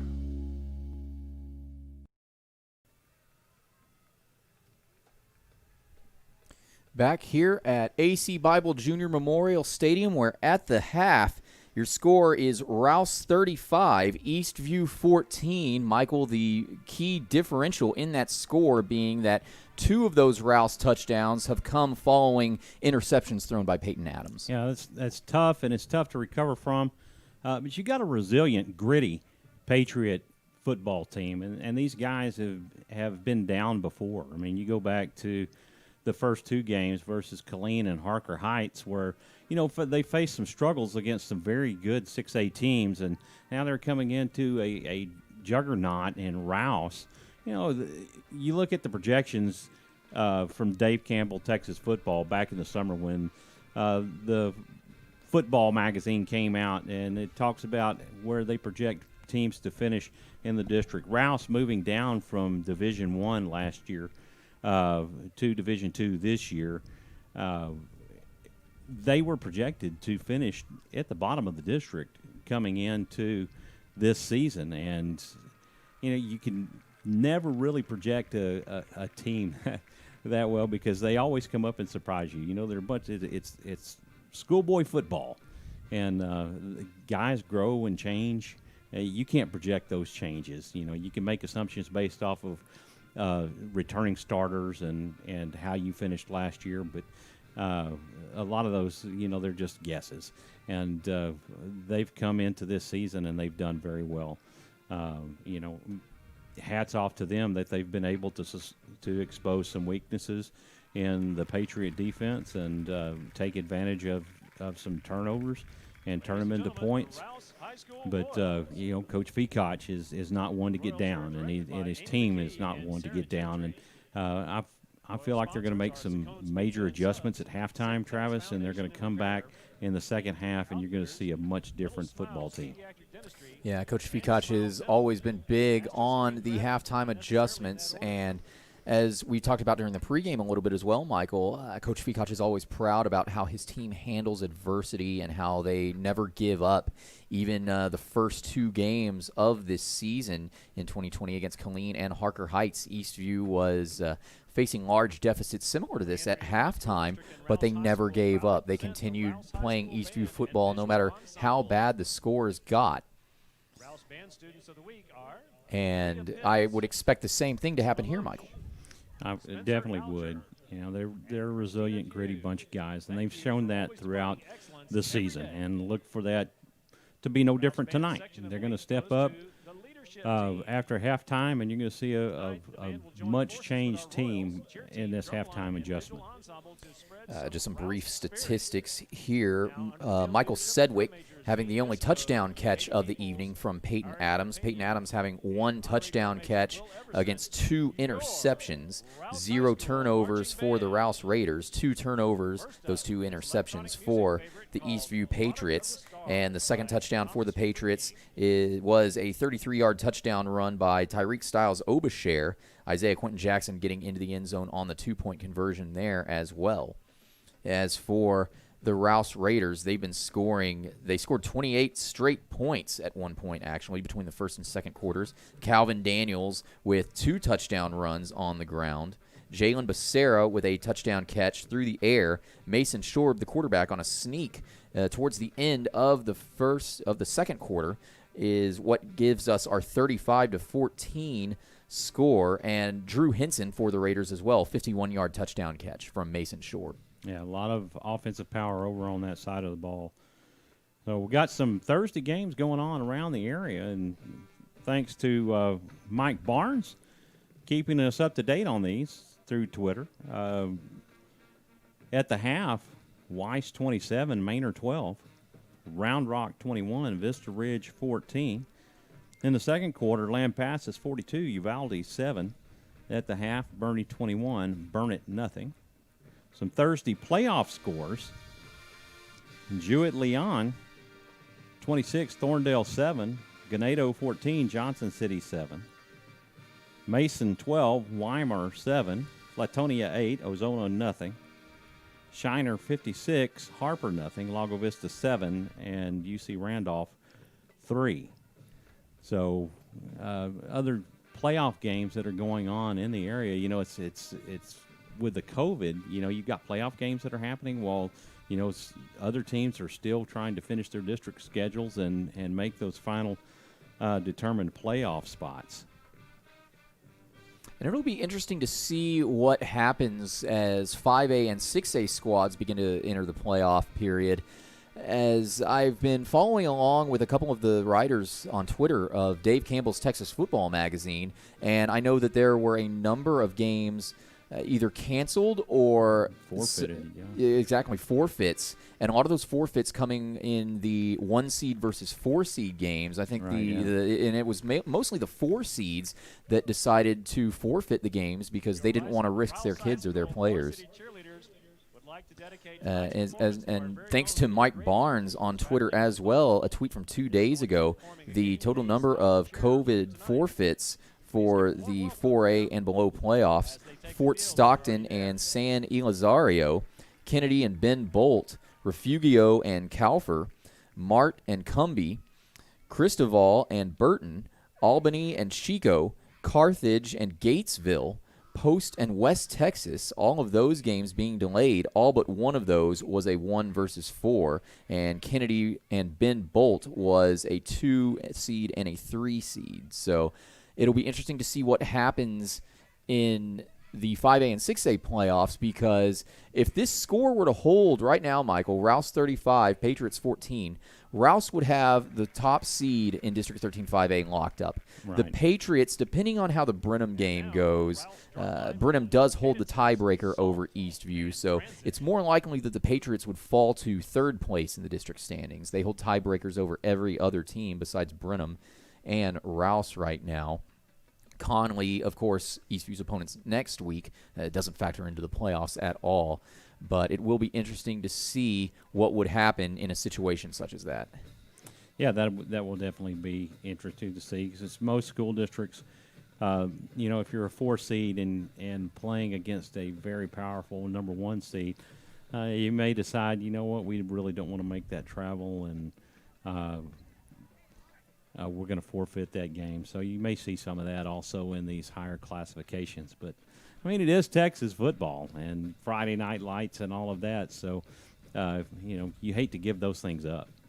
Exactly. And, not the ideal way that these seniors would want to end their football careers either, at least those who aren't going to go on to play football in college. To end your career on a forfeit, just just makes you hate this pandemic a little bit more, doesn't it? Right. Well, the other things to consider in some of those 1 versus 4 matchups, and in some districts, you only have 4 or 5 teams, so you may have a 1-win team, a 9-1 team, actually make the playoffs. So, they may make that decision based on those kinds of effects where you're really not competitive. And so you don't want to make that travel to hundreds of miles away to go play a game. And speaking of playoffs, a little bit of a programming note as well. Tomorrow night on SHN Sports, Cedar Creek will be visiting this exact same stadium as they take on Glenn. The winner of that game should lock up the 4th and final spot in the District 13 5A playoff standings.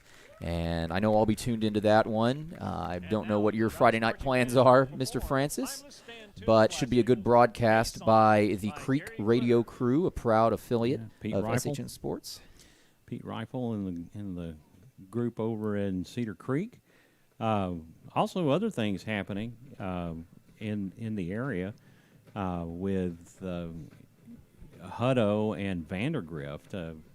This thread going on with the SHN staff is the coach of Vandergrift reached out to Brad LaPlante, the head coach of Hutto. Vandergrift has a manager on their football team that has a disability that does not allow him to play football, but he has wanted to play football really, really bad.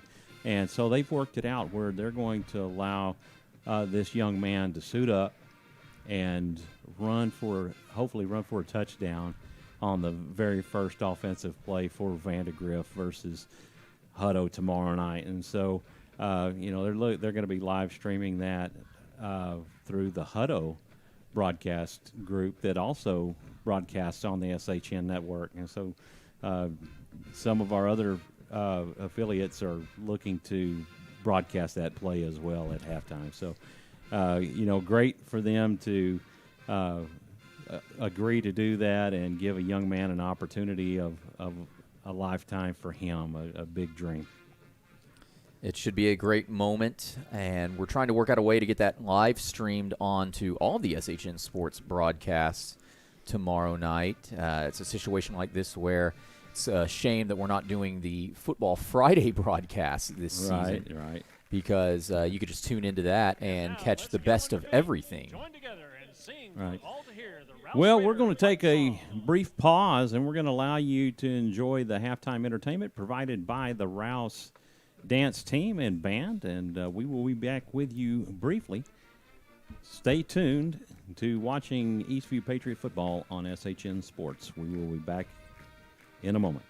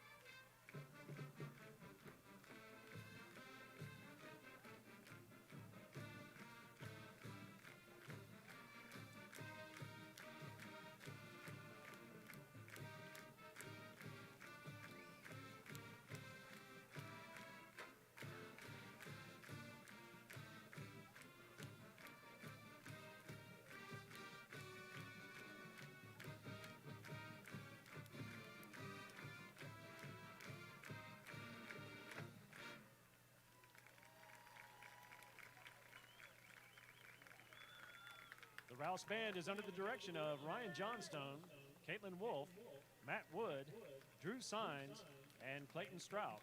Visual ensemble is directed by Jen Barton. Dance department director is Amy McKee. The Rouse cheer team is directed by Brittany Onder and assistant coach Jerry Grady.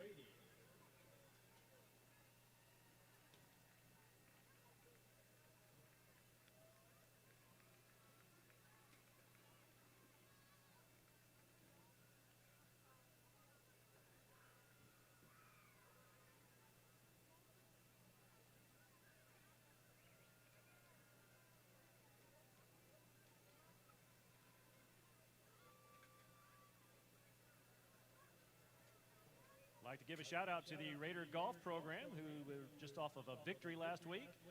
Good luck tomorrow and Saturday at the boys golf for the golf team at Wolf Dancer Golf Club, and to the boys and girls next week at Delaware Springs. Go Raider Golf!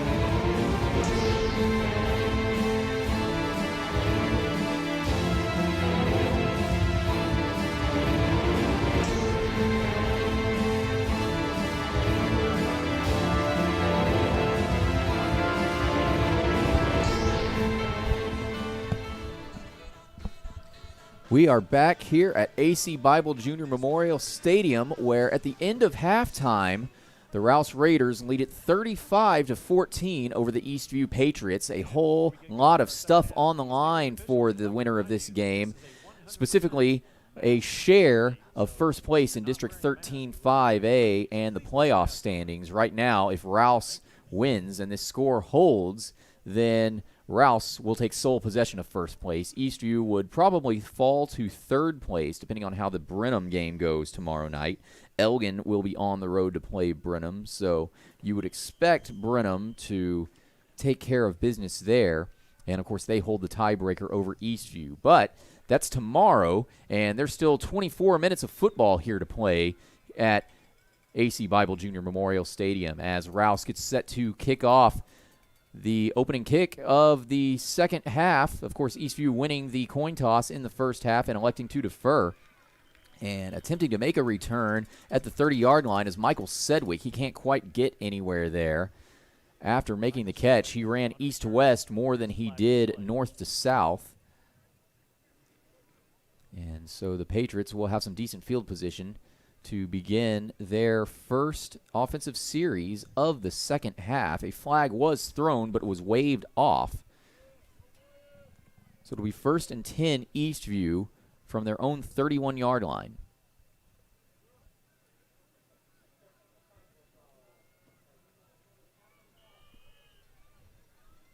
On first down, Adams in the gun. He's going to hand the ball off to Charles Ross, sweeping from right to left, and Ross has some great blocks, and he barrels his way down the sideline, picks up a first down by about 3 yards. So Charles Ross on the jet sweep picks up a first down on Eastview's first offensive play of the second half.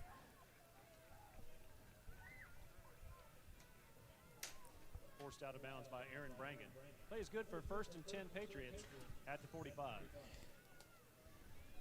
1st and 10 Patriots. Adams he's going to keep it himself, fakes a handoff to Isaiah Quentin Jackson. Adams makes his way to the 45-yard line, gets back to the original line of scrimmage, and is brought down from behind.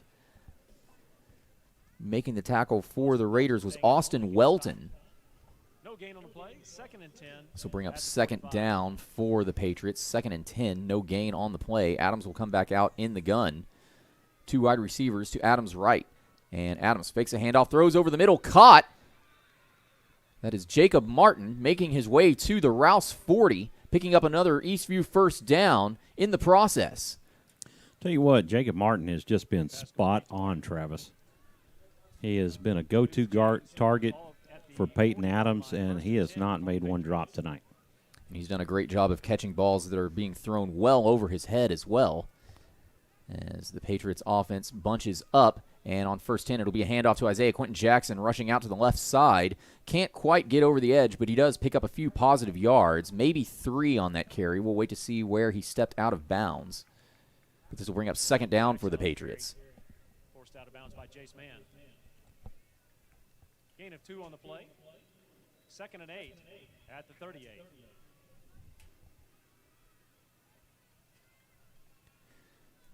So 2-yard gain for Isaiah Quentin Jackson, and on second down, Adams will roll out to the right side after faking a handoff. Adams will keep it himself. He's got a whole lot of room to work with, and he'll make his way to the middle of the field. He's brought down after a solid gain of 4, maybe 5 yards. This will set up 3rd down and manageable here for the Patriots. They're going to say officially a gain of 5, and that'll bring up 3rd down and 3 now.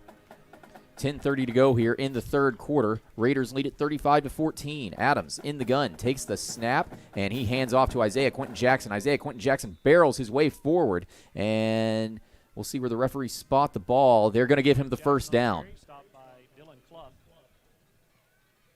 So Isaiah Quentin Jackson picking up another first down for the Patriots, and Now the Patriots have 4 more downs to work with. It'll be 1st and 10 from the Rouse 29-yard line. Adams in the gun, fakes a handoff, throws, caught by Tyreek Styles-Obasher. A slant route, and Obasher breaks free into the end zone for a touchdown.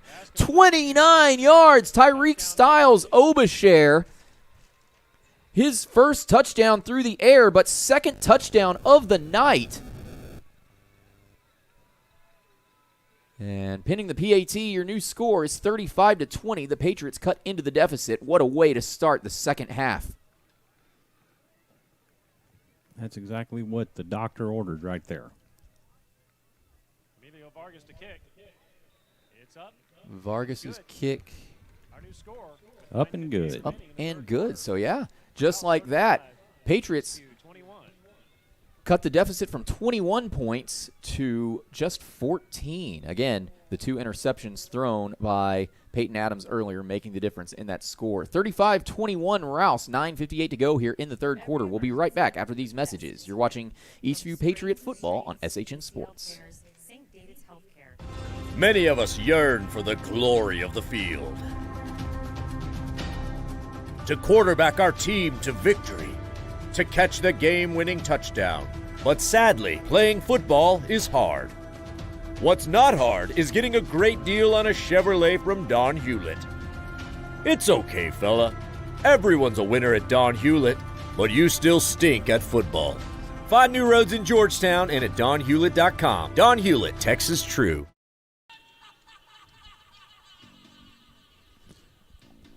Back here at AC Bible Junior Memorial Stadium, 9:58 to go in the third quarter. A 29-yard touchdown catch by Tyreek Styles-Obasher cuts the Eastview deficit to just 14 points. The Rouse Raiders lead it 35-21. So Eastview scoring on their opening possession of the second half. And kicking the ball away, it's going to be a short, high kick that's taken at about the 25-yard line, and trying to barrel his way at least close to the 40 is that Rouse return man. That is Jalen Becerra. Simmons returning the ball out to the 37-yard line. So setting up very good field position here for the Rouse Raiders on their first offensive series of the second half. Ball will be spotted at the Rouse 37-yard line, and that is where they will set up shop on first down. Mason Shorb takes the snap and fakes a couple handoffs. No, it's going to be a handoff to Calvin Daniels, running back, barreling his way up the middle. He makes his way about 3 yards into the 40 before being brought down. Daniels carrying the ball for the Raiders. He's met in the hole by number 33, Thomas Thornburg. Thomas Thornburg getting the tackle there for the Patriots. This will bring up second down for the Raiders. 2nd and 7. Ball on their own 40. Shorb in the gun. Takes the snap and fakes a handoff. Throws to his left. It is caught by Becerra at the 50-yard line. And Becerra still trying to break free. A trio of Eastview Patriot defenders have to take him down, including Michael Sedgwick, Isaiah Quentin Jackson, and Thomas Thornburg. And I saw Vance Hurd involved in that tackle as well. And that just picks up another first down for the Raiders, and it's something. They're into Eastview territory now, something that it took 3, almost 4 Patriots to bring that guy down. Here's a handoff to Calvin Daniels on first down. He'll make his way from the 46-yard line to the 40. Taking the ball down to the 40-yard line for a 6-yard gain. Second down. So this will bring up second down and 4 for the Raiders here. Shorb in the gun. 2 wide receivers to his right. He's going to send one of them in motion. It's Drew Henson. It's going to be a handoff to Drew Henson, and Drew Henson on the sweep tries to break through. He's got a first down, and he'll be tackled right at the first down line, getting at least 1 more yard extra. That'll move the chains and pick up another first down for the Rouse Raiders. 8:25 and counting to go here in the third quarter. Rouse leads at 35-21.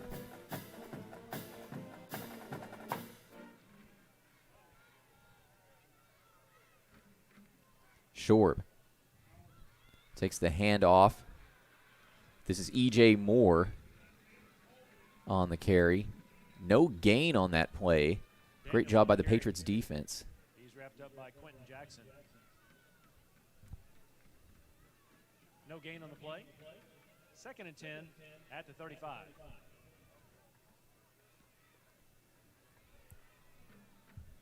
Second and 10 for the Raiders. It's a fake handoff and a catch made at the 40-yard line by Drew Henson. And Drew Henson breaking free and spins around a tackler and brought down inside the 15. Logan Williams on the tackle. That was Drew Henson getting the Raiders another first down and into the red zone.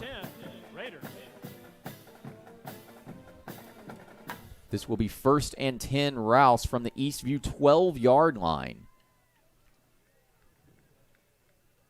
The Patriots just have no answer for this high-powered Rouse Raiders offense so far this evening.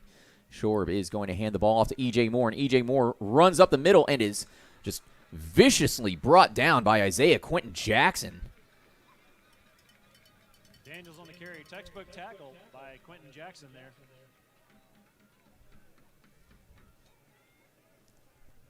No gain on the play. 2nd down.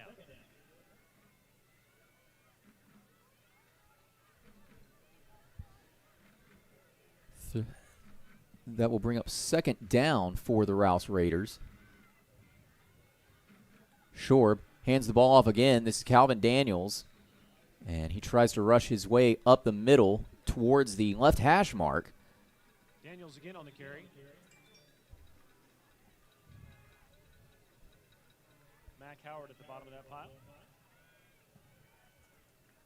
Mac Howard on the tackle there. This will bring up 3rd down and 4 for the Raiders here. They can get a first down to get a 1st and goal, but you know they're going to be trying to get inside the end zone. Shorb now sends a man in motion from left to right, and it's a handoff to Drew Henson. And Drew Henson's going to be tackled inside the 5 at about the 2-yard line. This will likely be a first down for the Raiders. Surging inside the 5-yard line, close to the first down. See where the referees spot the ball. From our vantage point, I believe they got it.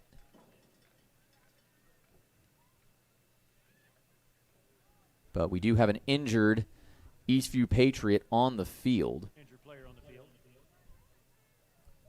So we'll go ahead and let the Eastview training staff tend to that injured player. Haven't seen any official word from the referees, however, about the spot of the ball. Looks like it's going to be 4th and inches here.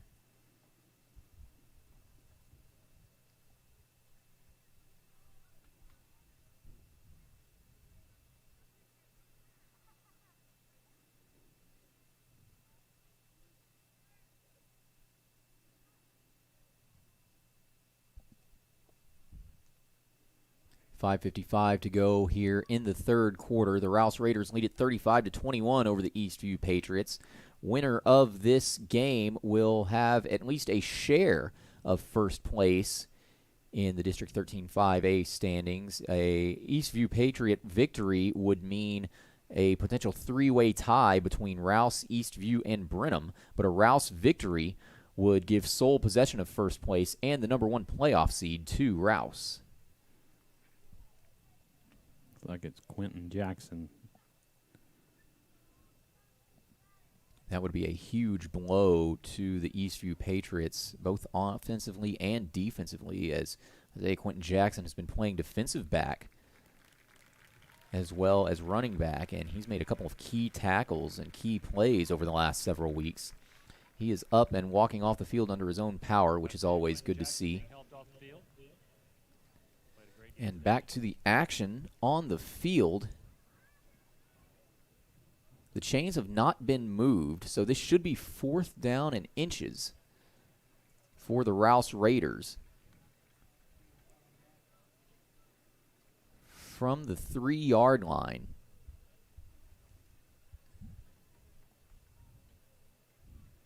So the Raiders only need to go a short distance to pick up a first down and would set up a 1st and goal, but you know they want to break the plane and get into the end zone. Extend this lead back to 21 points. Shorb will line up under center here on 4th and inches. And he's going to push his way forward himself. Picks up a great boost by the offensive line, and he'll barrel his way into the end zone. Mason Shorb, his second touchdown on the ground this evening.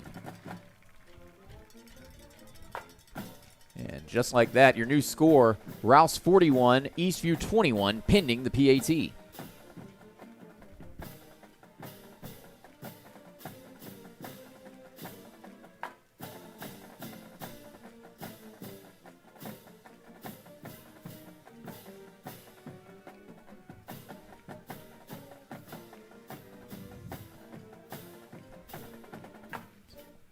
Kick is up, and it is good. So they led by as much as 28 points. Eastview cut the deficit to 14, but now Rouse extends their lead to 21 points. They lead at 42-21 over the Eastview Patriots. We'll take a brief commercial break here, and we'll have Eastview's response right after this. Stay tuned. You're watching Eastview Patriot football on SHN Sports.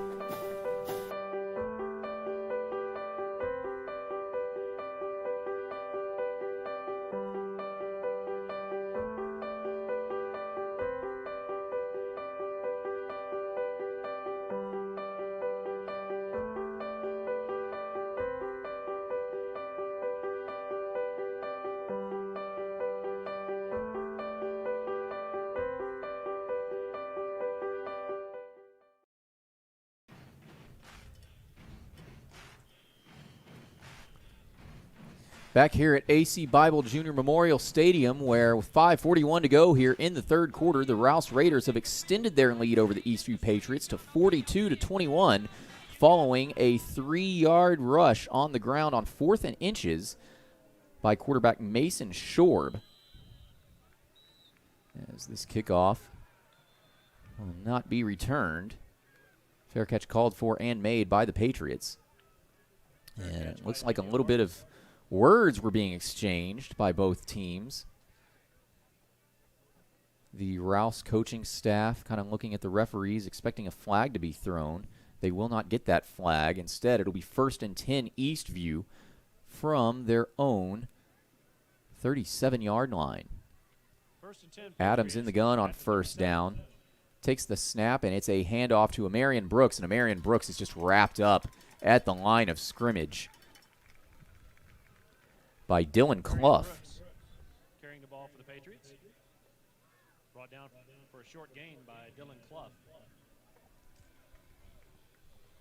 This will bring up 2nd and 10 for the Patriots. Adams in the gun again. 2 wide receivers on his right. It's going to be a sweep from right to left to Tyreek Styles Obasher. Obasher picking up a first down and nearly making his way into Rouse territory. He'll be brought down at about the 48-yard line. And he picks up the first down by about 2 yards, moving the chains. No flags on that run. Jacob DeLeon finally bringing him down. Ball close to midfield at the 49-yard line. 1st and 10 Patriots. Adams in the gun on first down. It's a sweep to Amarian Brooks. A handoff. Brooks has a huge hole. And Amarian Brooks picks up another first down for the Patriots. He'll barrel his way into Rouse territory. And Amarian Brooks will be brought down at about the Rouse 38-yard line on that sweep out to the left side. Patriots will go hurry up. It'll be 1st and 10. And it's another handoff to Brooks. Brooks rushing his way up the middle this time. He'll run into a wall of red jerseys. Gain of 1, maybe 2 on that run. Brings up 2nd down Patriots. Jason O'Reilly on the stop.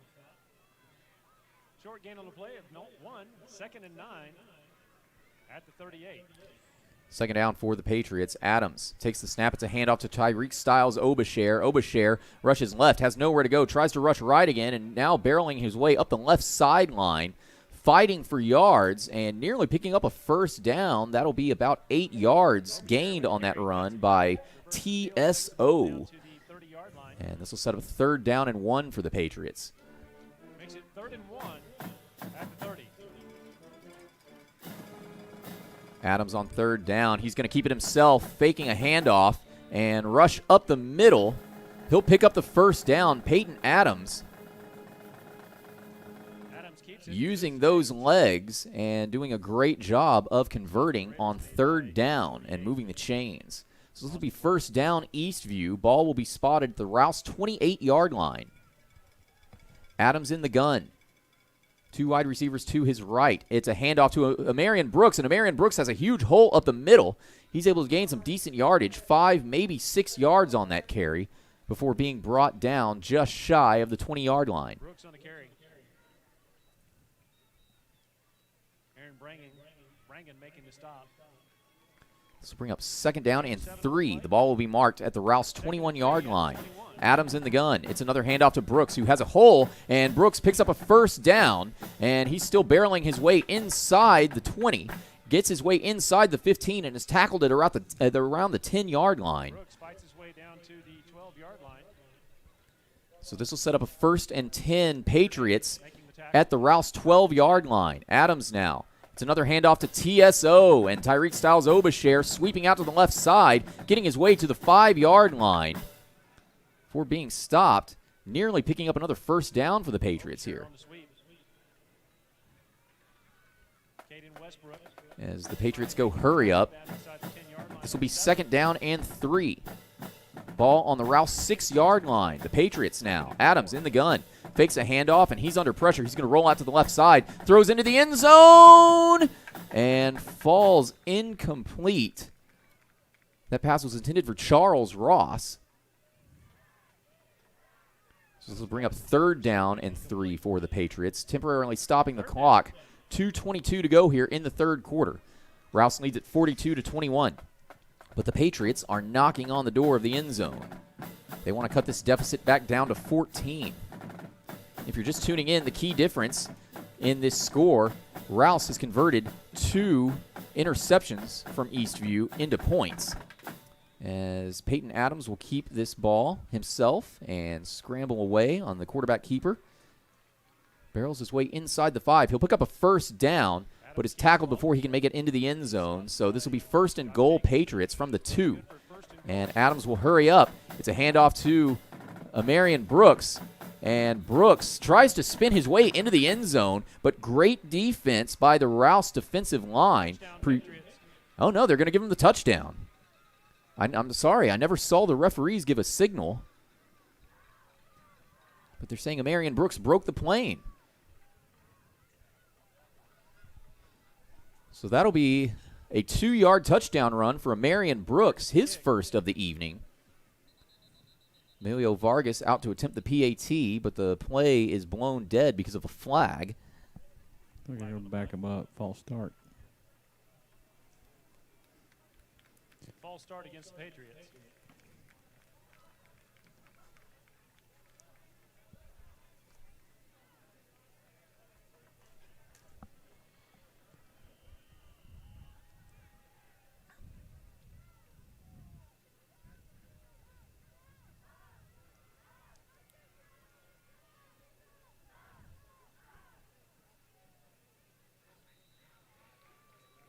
Up and good. The kick is good. So Emilio Vargas. With 2:04 remaining in the third quarter. PAT good. Your new score, Rouse 42, Eastview 28, 2:04 to go here in the third quarter. 2 touchdowns scored this second half by the Eastview Patriots. 1 touchdown scored by the Rouse Raiders. We'll see how Rouse responds just after this. Stay tuned. We have more exciting action here on SHN Sports. You're watching Eastview Patriot Football. At our bank, we believe in doing the right things for the right reasons. For our families, our communities, our future, just like you do. We believe the right thing is more than just a handshake or a promise. It's a relationship guided by honesty and integrity. How can our bank help you? Thank you for calling our bank. This is Jenny. How can I help you? Member FDIC, Equal Housing Lender.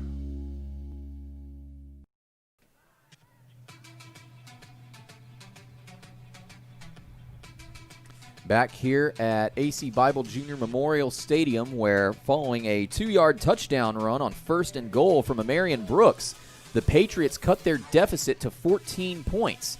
Your new score, Rouse 42, Eastview 28. 2:04 to go here in the third quarter. I'm Travis Banks. He's Michael Francis. We thank you for choosing to spend your Thursday night with us here on SHN Sports. This will be the final Thursday night game of the regular season for the Patriots. Next Friday night's game against Conley, emanating from Birkelbach Field. That kick will be at 7 p.m. And the kick is muffed. Eastview touched it first. And they recovered it. Looks like it went the 10 yards needed. I don't know if that was planned at all, Michael. Yeah, it was. An onside kick. Definitely wasn't expecting that. Rouse certainly wasn't expecting it, as the ball traveled 10 yards, and Eastview will get possession. So Eastview's offense will come back out onto the field. They will set up shop at their own 46-yard line. Patriots take over at the 46. Adams comes out in the gun. If Eastview can score here, take advantage. It's a slant route pass to Tyreek Styles Obasher, and Obasher makes his way down the field into Rouse territory, picking up a first down in the process. Working that slant route with Obasher, and they're having great success on the slants through the middle. Last week you saw it with Michael Sedgwick, who broke away from 2 huge touchdowns. It's 1st and 10. It's a handoff to Amarian Brooks. And Amarian Brooks runs into a wall of Rouse jerseys. Not much going on that run. Gain of 1, maybe 2 yards. They're going to give him a 2-yard gain. So this will be 2nd down and 8 Patriots. Ball will be spotted at the Rouse 40-yard line. Gain of 3 on the play. 2nd and 7 for the Patriots. Adams in the gun. Takes the snap. It's a handoff to Brooks again. Brooks rushes out to the left side. Tries to find the corner. Did he get the first down? Looks like they're going to give it to him. Yes. So great running by Amarian Brooks, following great blocking by the Patriots' offensive line, moves the chains yet again.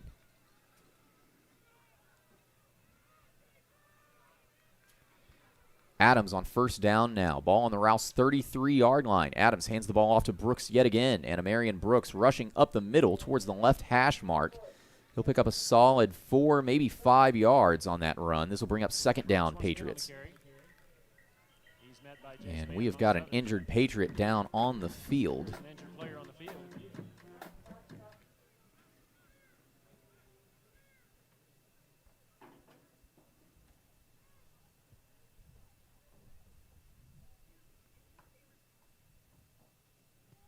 46 seconds to go here in the third quarter. Rouse leads at 42-28. If you're just tuning in, the difference in this game so far, 2 interceptions thrown by Peyton Adams in the first half, both of which were converted into touchdowns by Rouse. And there's your 42-28 point differential right there, Michael. There it is.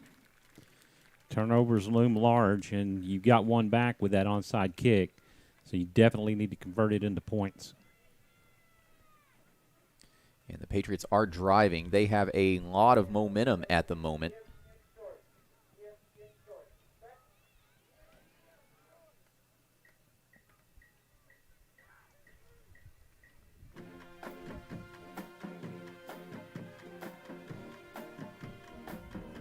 This will be 2nd down and 6 for the Patriots. Adams comes out in the gun. Everyone bunched up at the line of scrimmage. Adams rolls left and decides to keep it himself, and he's met with a vicious hit at the 25-yard line. Adams gets right up. He's a couple of yards shy from picking up the first down. This will set up 3rd and manageable for the Patriots. Looks like it will be 3rd and 2. So a 4-yard gain on that run by Peyton Adams.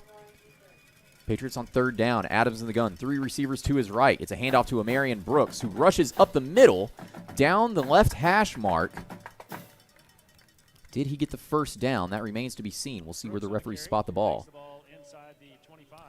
They're not going to give Brooks the first down. Instead, they'll mark it as 4th and 1.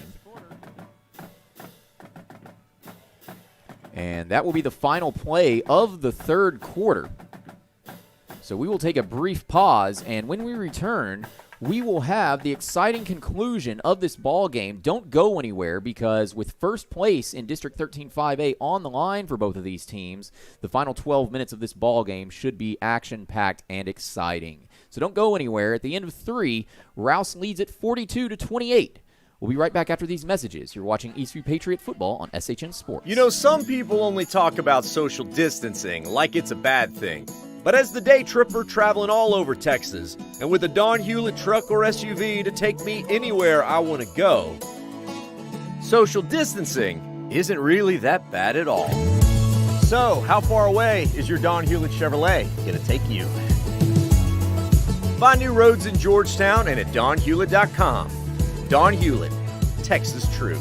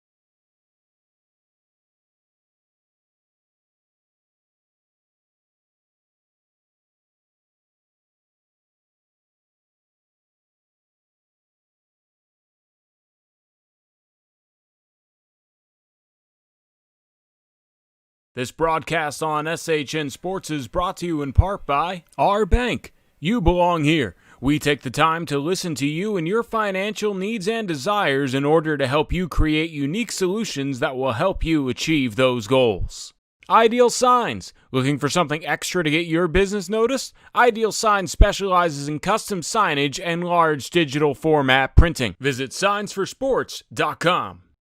These broadcasts on SHN Sports are made possible by advertisers like these. If you would like to promote your business while also making an impact in the community, email Carl at shnsports.com for more information about advertising opportunities.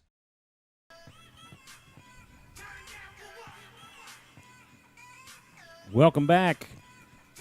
As your Patriots have cut into the Raider lead, narrowing it by 7. It's 42-35 Patriots. As Drew Henson takes the kickoff on a fair catch for the Raiders, and they will take over to get things started here. Well, Eastview's last kickoff was an onside kick that fooled everybody, myself included. Eastview able to get possession of the ball back and scoring their last touchdown. 5 yards out, Tyreek Styles Obashare. And now Eastview only trails by a touchdown.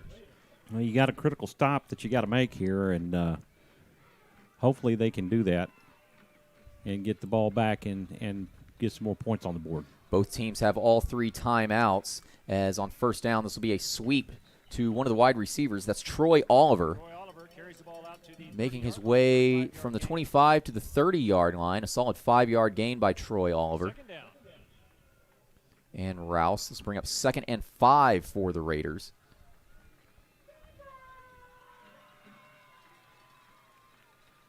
Shorb in the pistol. It's another handoff to the back, up the middle, and running into a wall of Patriot defenders.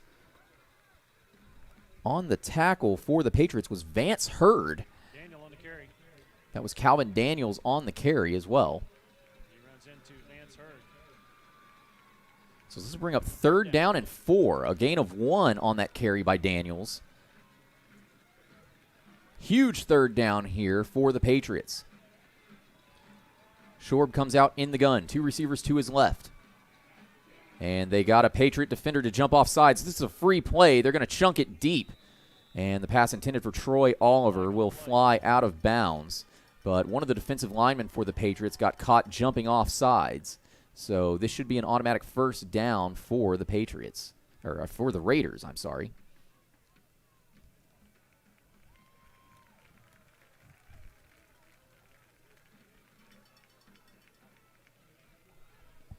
.10:17 to go here in the 4th quarter. Rouse leads it by a touchdown, and they just picked up a 1st down thanks to the offsides penalty on Eastview. Shotgun formation. This will be another handoff to Drew Henson on a sweep to the right side, and Henson barreling his way towards the 50-yard line. He picks up another 1st down for Rouse. He'll move the chains, and he got about 3 yards more than he needed, so about a 13-yard gain for the Raiders. At the 46. They're going to rule him out at the 46-yard line. So Rouse still in their own territory. Clock momentarily stops. 10:09 to go here in the ball game. Rouse leads at 42-35. This will be 1st and 10 Rouse. Shorb in the gun.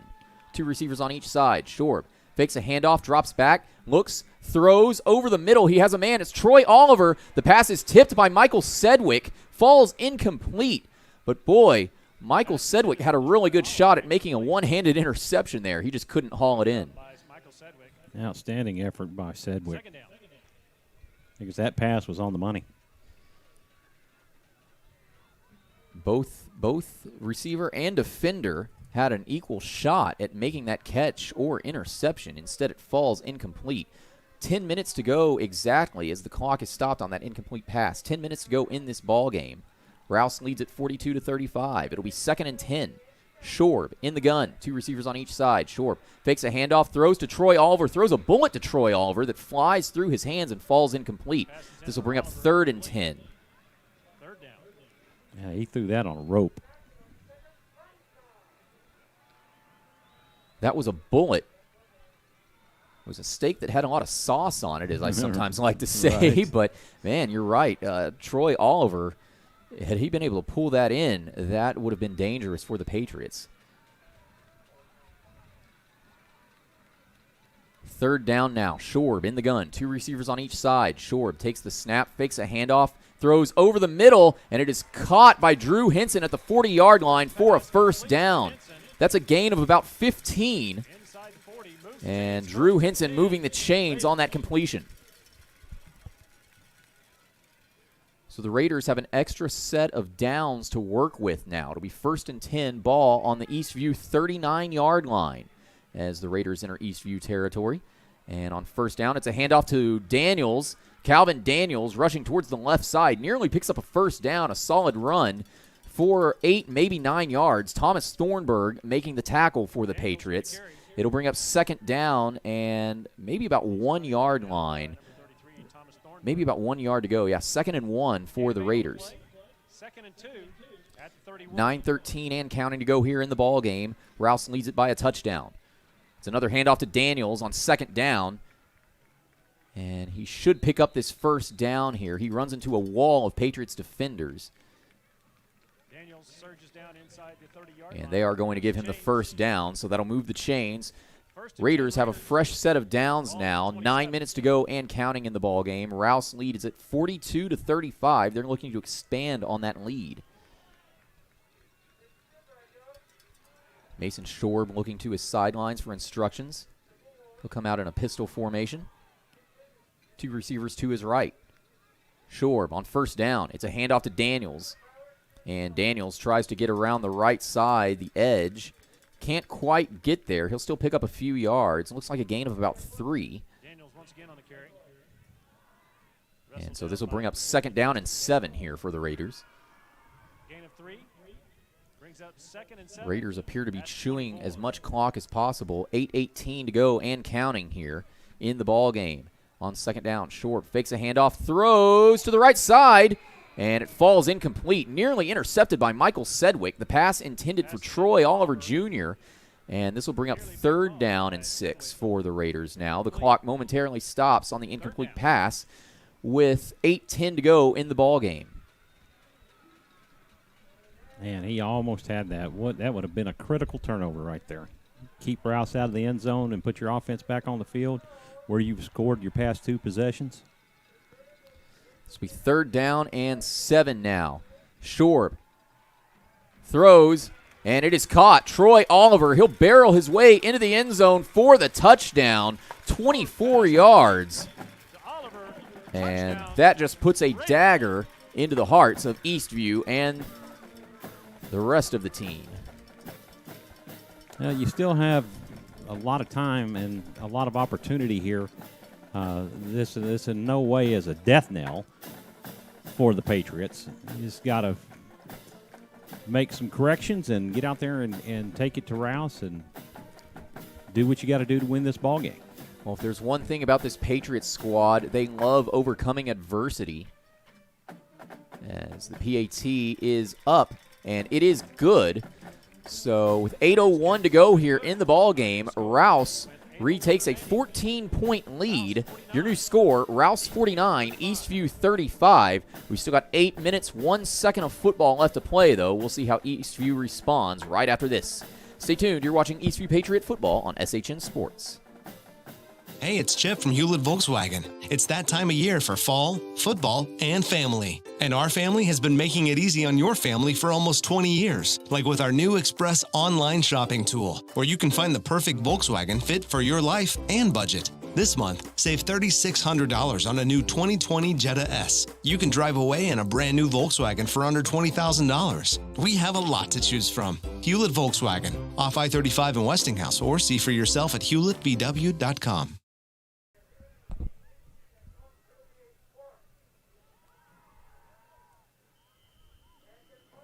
Welcome back to AC Bible Junior Memorial Stadium, where we're set to get underway here as Rouse has taken a 14-point lead, 49-35, with 8:01 remaining in the game.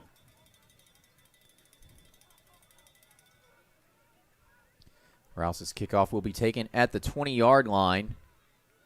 And making his way to the 35-yard line on that return for the Patriots, Michael Sedgwick. Thank you, Mr. Michael Francis. And I'll try to be a spotter as best I can. We really appreciate the work you've been doing this season during these broadcasts. I know it's probably especially difficult tonight with how fast-paced this game has been and all the scoring and all the first downs and keeping up with the scoreboard that you see at the bottom right-hand corner of your screen. Oh, I've definitely made my share of mistakes. But I do try. Well, 7:55 to go here in the ball game. Patriots trail 49-35 on first down. Adams keeps it himself, fakes a handoff to Amarian Brooks, and he'll sweep out to the left side. Stiff arms a defender and is brought down at the 45-yard line. So decent run by Peyton Adams, nearly picking up a first down. This will bring up 2nd and about 2. Gain of 9 on the play. 2nd and 1. They'll rule it an officially a 9-yard gain, so it'll be 2nd down and 1. Adams now in the gun, takes the snap, hands off to Amarian Brooks, and Amarian Brooks barrels his way into Rouse territory for a first down as well. He's brought down at the 40-yard line. More great running from Amarian Brooks. He might have taken that to the house if he had not lost his balance. Ball will be spotted at the Rouse 41. Eastview on first down in the gun. Adams fakes a handoff, rolls right, throws, caught by Jacob Martin at about the 42 or the 38-yard line, I should say. Excuse me. So decent gain of about 4 yards on first down there for the Patriots. Jacob Martin with yet another great catch.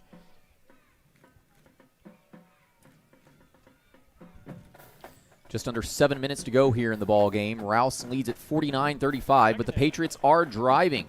And now it's a handoff to Marion Brooks on second down, and Brooks rushing up the middle.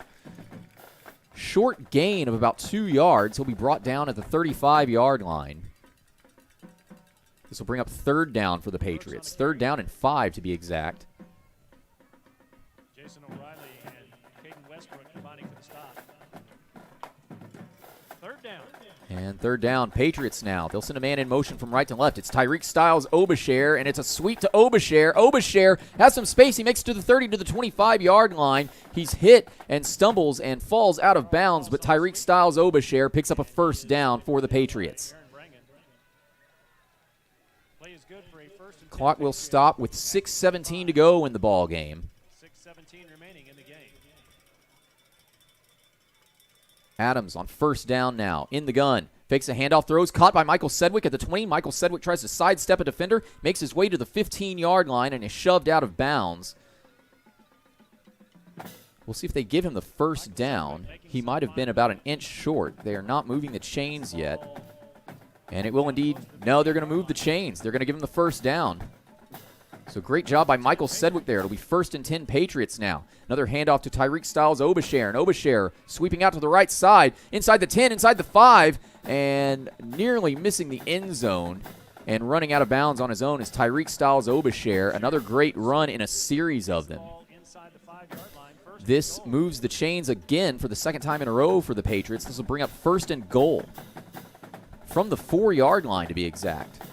Adams now. He'll keep it himself. Scrambling up the middle, and he's almost swallowed up. And Adams spins his way around. He'll gain about 2 yards on that run, but it was not looking very well for Adams to begin that play, but he ended up making something out of nothing. This will be 2nd and goal from the 2. 2nd and goal at the 3.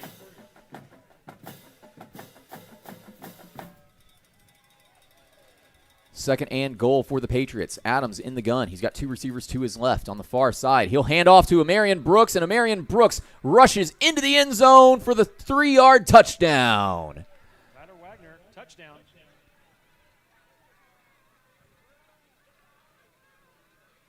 Despite the PA, that was Marion Brooks running into the end zone. No, we can't get it all right every single time. I know I've made some mistakes myself this game, but we got to give credit where credit is due on the touchdowns at least. So Marion Brooks, his 2nd touchdown rush of the evening. Emilio Vargas' PAT is up, and it is good. So with 5:23 to go here in the ball game, Eastview cuts the deficit to just 7. Your new score is Rouse 49, Eastview 42. 5 minutes, 23 seconds to work with. We'll see what happens next. All I know is that we are in for an exciting conclusion to this ball game. So stay tuned. You're watching Eastview Patriot football on SHN This Sports. broadcast on SHN Sports is brought to you in part by our bank. You belong here. We take the time to listen to you and your financial needs and desires in order to help you create unique solutions that will help you achieve those goals. Ideal Signs. Looking for something extra to get your business noticed? Ideal Signs specializes in custom signage and large digital format printing. Visit signsforsports.com. These broadcasts on SHN Sports are made possible by advertisers like these. If you would like to promote your business while also making an impact in the community, email Carl at shnsports.com for more information about advertising opportunities. Welcome back, where your Eastview Patriots have cut into the lead and have narrowed it down to 7 once more, 49-42 with 5:23 remaining in the 4th quarter. And here is Mr. Travis Banks to take you the rest of the way. Thank you, Mr. Francis. A reminder that the winner of this ball game will officially clinch at least a share of first place in District 13 5A. An Eastview win would potentially set up a three-way tie for first between Rouse, Eastview, and Brenham. However, a Rouse victory would give sole possession of first place and the number 1 seed in the playoffs for District 13 5A to the Rouse Raiders. And it's coming down to the wire. 91 total points scored by both of these teams. Rouse leads at 49-42. There's still 5 minutes, 23 seconds to go here in this ball game. Eastview is kicking off, and Rouse is expecting an onside kick. And they will get a bit of a squib kick. Rouse will fall on it at the 40-yard line. They're not going to risk a return, and instead they're just going to have their offense come back out onto the field from their own 40-yard line. Well, it's kind of a question you have to ask yourself. Well, do you want to kick it deep down the field with some very potent return men and Drew Henson, but put them further back in the field, or do you want to give them closer to the middle of the field with an onside type pooch kick? And they opted to go that way. But a very prolific Rouse offense. On first down, Shorb hands the ball off to Calvin Daniels, and Daniels will run into a wall of Patriots defenders after gaining about a yard. This will bring up 2nd and 9. Really need a good critical stop here. Justin Nizer was on the tackle there for the Patriots. 5 minutes to go and counting here in the ball game. Rouse leads at 49-42, looking to win first place in District 13 5A. On second down, Shorb will send a man in motion. It's Drew Henson, and Drew Henson on the sweep from right to left. Drew Henson picks up a first down for Rouse. No one could catch him until he got past that first down marker. Thomas Thornburg on the tackle for the Patriots. I'll tell you, he's very reminiscent of Tyreek Styles Obasher. He's got those quick feet, constantly moving, and in the open field, he's going to be hard to catch. So they're officially in Eastview territory are the Rouse Raiders. It'll be 1st and 10. Shorb in the gun, 2 receivers to his left. Shorb fakes a handoff and throws left. It is caught at the 50-yard line, and making his way to the 45-yard line is the Rouse receiver. Shorb's pass complete to Jalen Becerra. Jalen Becerra, the receiver on the catch there for the Raiders. Gain of 2 on the play. Short gain will bring up 2nd and 8. At the 45.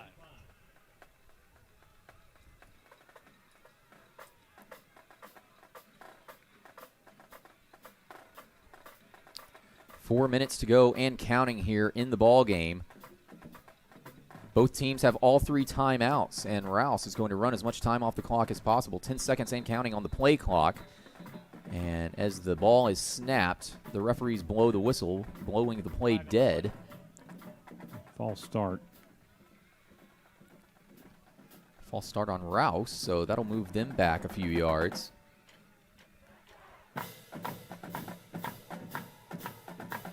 Ball will be spotted back at the 50-yard line.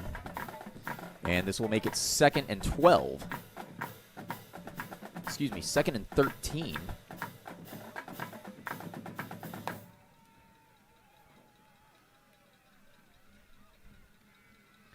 Shorb in the gun on second down. Fakes a handoff, throws left, and caught at the 40-yard line.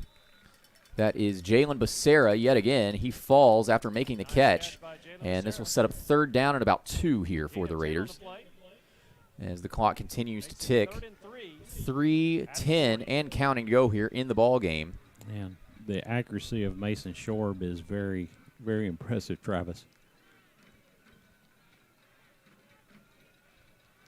It is indeed. This looks like a kid who's going to be playing ball on Saturdays in a couple of years, and he's just a sophomore, which makes it all the more scarier.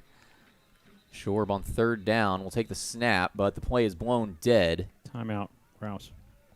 Timeout, Rouse. Rouse must have seen something they didn't like, or coaching staff has a few more ideas. 3rd down and 3. Clock will stop with 2:48 to go here in the ball game. We'll keep it right here.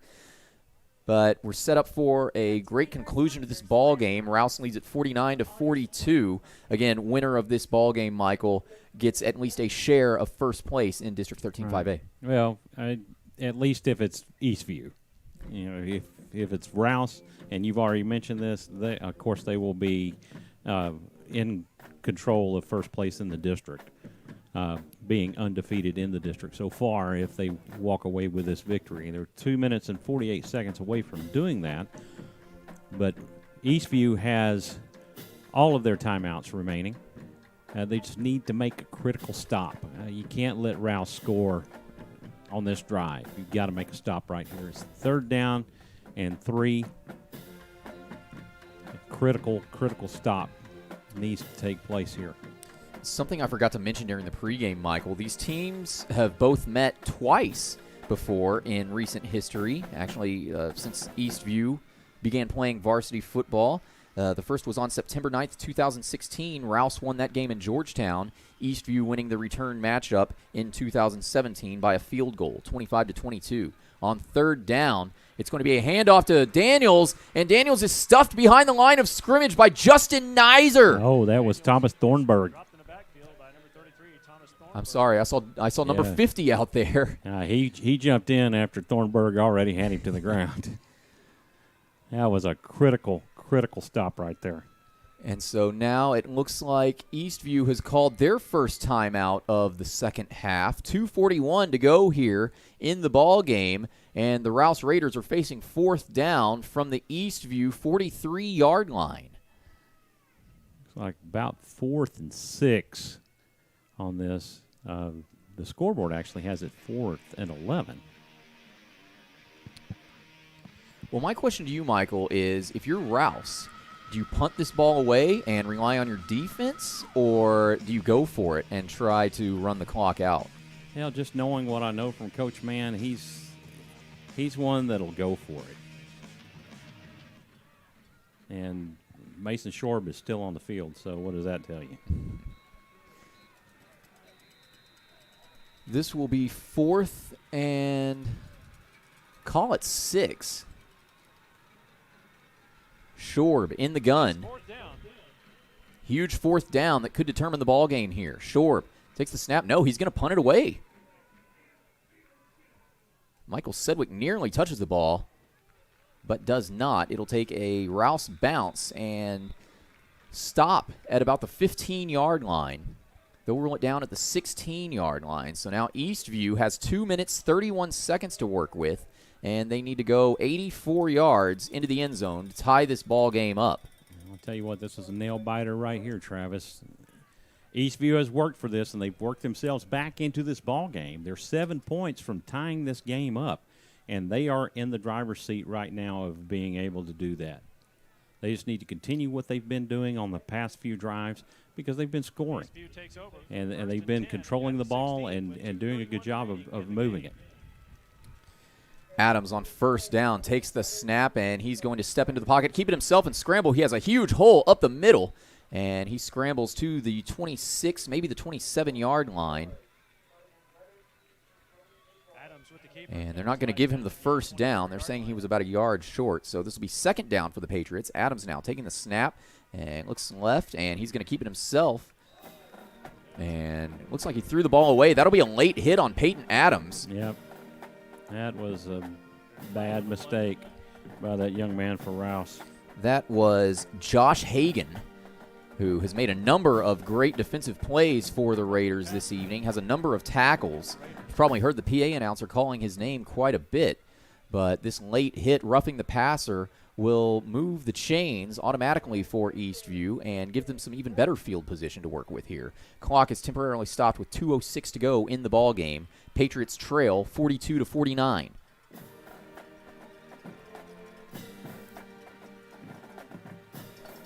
Adams all alone in the backfield in the gun. He's got trips to his right, spread out. Adams takes the snap, drops back, looks around. He's got all the time in the world, and he's going to keep it himself, scrambling up the middle, still on his feet, and makes his way to the 40 before being wrapped up and pushed backwards and brought down ultimately. Adams on the keeper. And clock continues to tick now. A minute 45 to go and counting in this ball game.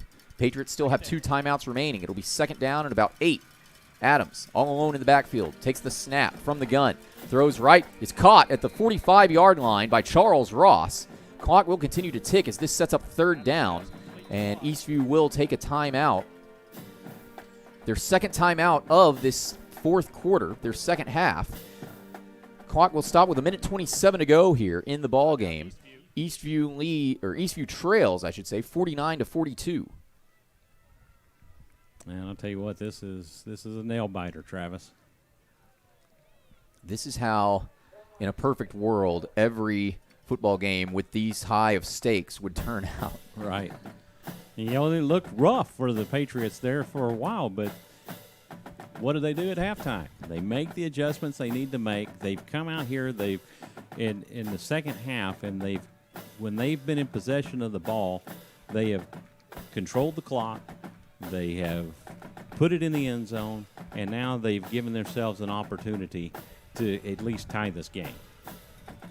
We are in for a spectacular finish, and we thank you for choosing to join us here for this special Thursday night edition of Eastview Patriot Football on SHN Sports, the final regular season road game of the season for the Patriots. Next week, the Patriots return home for the third and final time this season as they play host to Pflugerville-Conley. Adams now, third down. Attempt a handoff, but the play is blown dead, and a flag comes out. That's a false start.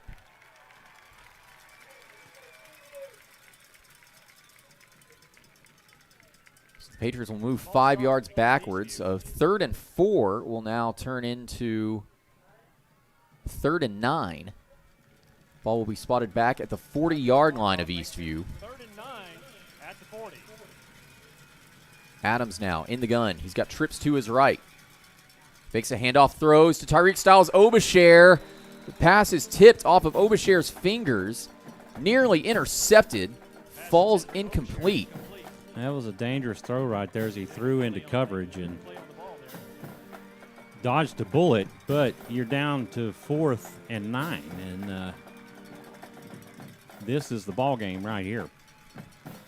1:22 to go in the ball game. The clock is stopped following the incomplete pass. Rouse leads 49-42. Patriots need to convert this 4th and 9 to have a shot at winning this ball game. Adams takes the snap. Drops back, looks around. He's got all day to throw. He's scrambling to the left side. Adams throws to the left side. He's got Michael Sedgwick. The pass falls incomplete. Michael Sedgwick was surrounded by a sea of red jerseys. Pass intended for Sedgwick. Could not haul in the catch. It falls incomplete. And that'll be a turnover on downs with 1:12 to go. And with only one timeout remaining, Rouse should be able to just get into the victory formation and run this clock out. Their undefeated, at least in district play, season continues.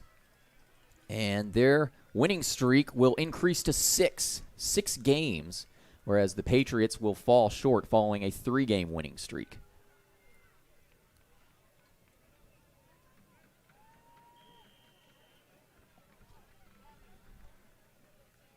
It's just well covered by Rouse on that. And, you know, there was no pass interference call. It was a great pass by Peyton Adams. He threw right to where it needed to be, and Michael Sedgwick just not able to get the handle on the ball, but they had the opportunity. So they'll hand off to Calvin Daniels on first down, Will Rouse, and Calvin Daniels will make it to the 35-yard line before being brought down. Daniels on the carry. 6-yard gain on the play. This will bring up 2nd and 4. Eastview will use their 3rd and final timeout to stop the clock with 1:03 to go here in the ball game. And with the Raiders facing only 2nd and 4, they should be able to kneel this clock out now as Eastview is out of timeouts, and they trail by a touchdown. Well, it'll be interesting to see. If they can get the first down, then yes, they can run the clock out, depending on if they get the 40-second clock or not. I think if it's less than a minute, I think it.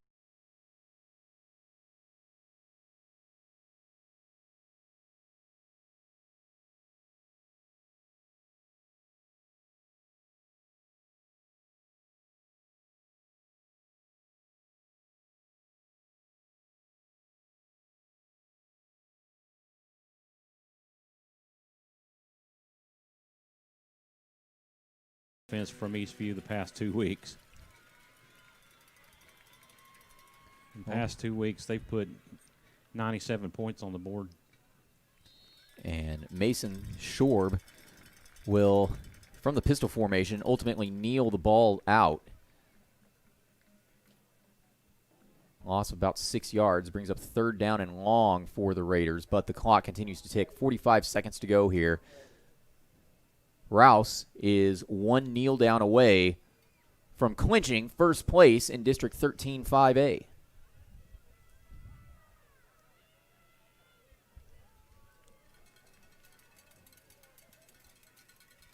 And Mason Schorb, there's about a 20-second differential between the game clock and the play clock. So they're ticking them all down, and Schorb will take the snap. And with 20 seconds to go here in the ball game, clock will continue to tick. Schorb kneels the ball down, and that'll do it.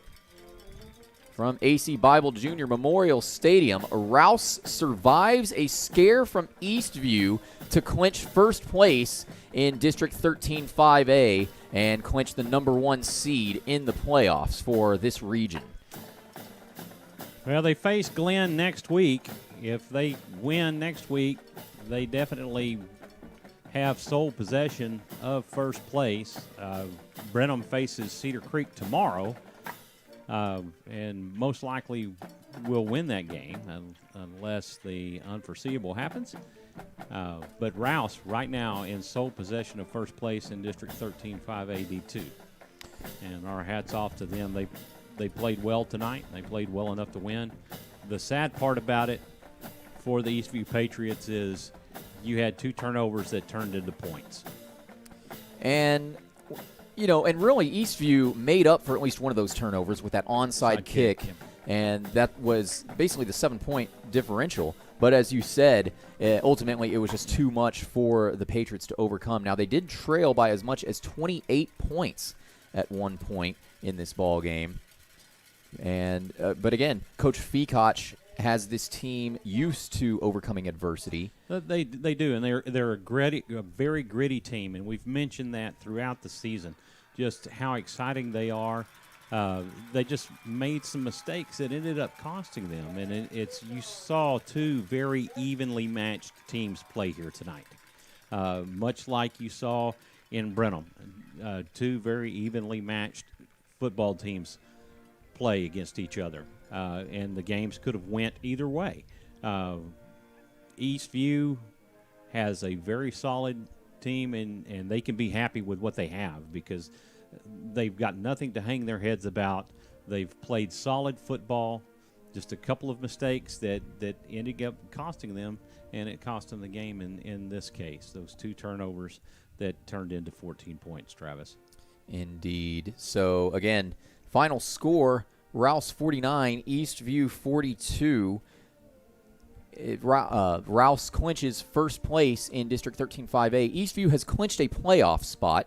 If everything goes according to plan and Brenham wins out and Eastview wins out next week against Connolly, Eastview will have the third position and the 3rd seed in District 13 5A in their playoff standings.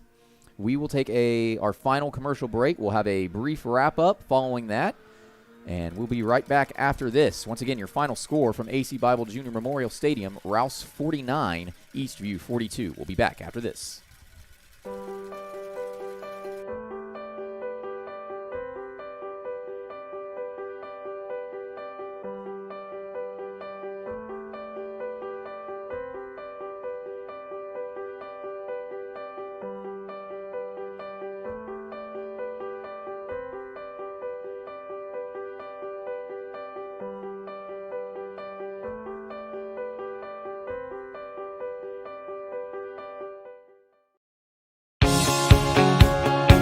Our bank, we believe in doing the right things for the right reasons. For our families, our communities, our future, just like you do. We believe the right thing is more than just a handshake or a promise. It's a relationship guided by honesty and integrity. How can our bank help you? Thank you for calling our bank. This is Jenny. How can I help you? Member FDIC, Equal Housing Lender. Many of us yearn for the glory of the field. to quarterback our team to victory, to catch the game-winning touchdown. But sadly, playing football is hard. What's not hard is getting a great deal on a Chevrolet from Don Hewlett. It's okay, fella. Everyone's a winner at Don Hewlett, but you still stink at football. Find new roads in Georgetown and at donhewlett.com. Don Hewlett, Texas True. We're back here at AC Bible Junior Memorial Stadium, where the Rouse Raiders have won it 49-42 over the Eastview Patriots, and in the process, Rouse has clinched first place in District 13-5A. If all goes according to plan, so to speak, Brenham should take the number 2 spot, and Eastview will fall to third place in the district standings, clinching a playoff spot and clinching that third seed. Travis Banks joined alongside Michael Francis as always, and we thank you for staying tuned in to this post-game wrap-up show. We'll keep it pretty brief here tonight. But the big story is Eastview overcoming adversity yet again. They trailed by as much as 28 points in this ball game at one point, Michael, and ended up coming back, made it a touchdown game, and it was a nail-biter to the end. It was a nail-biter to the end.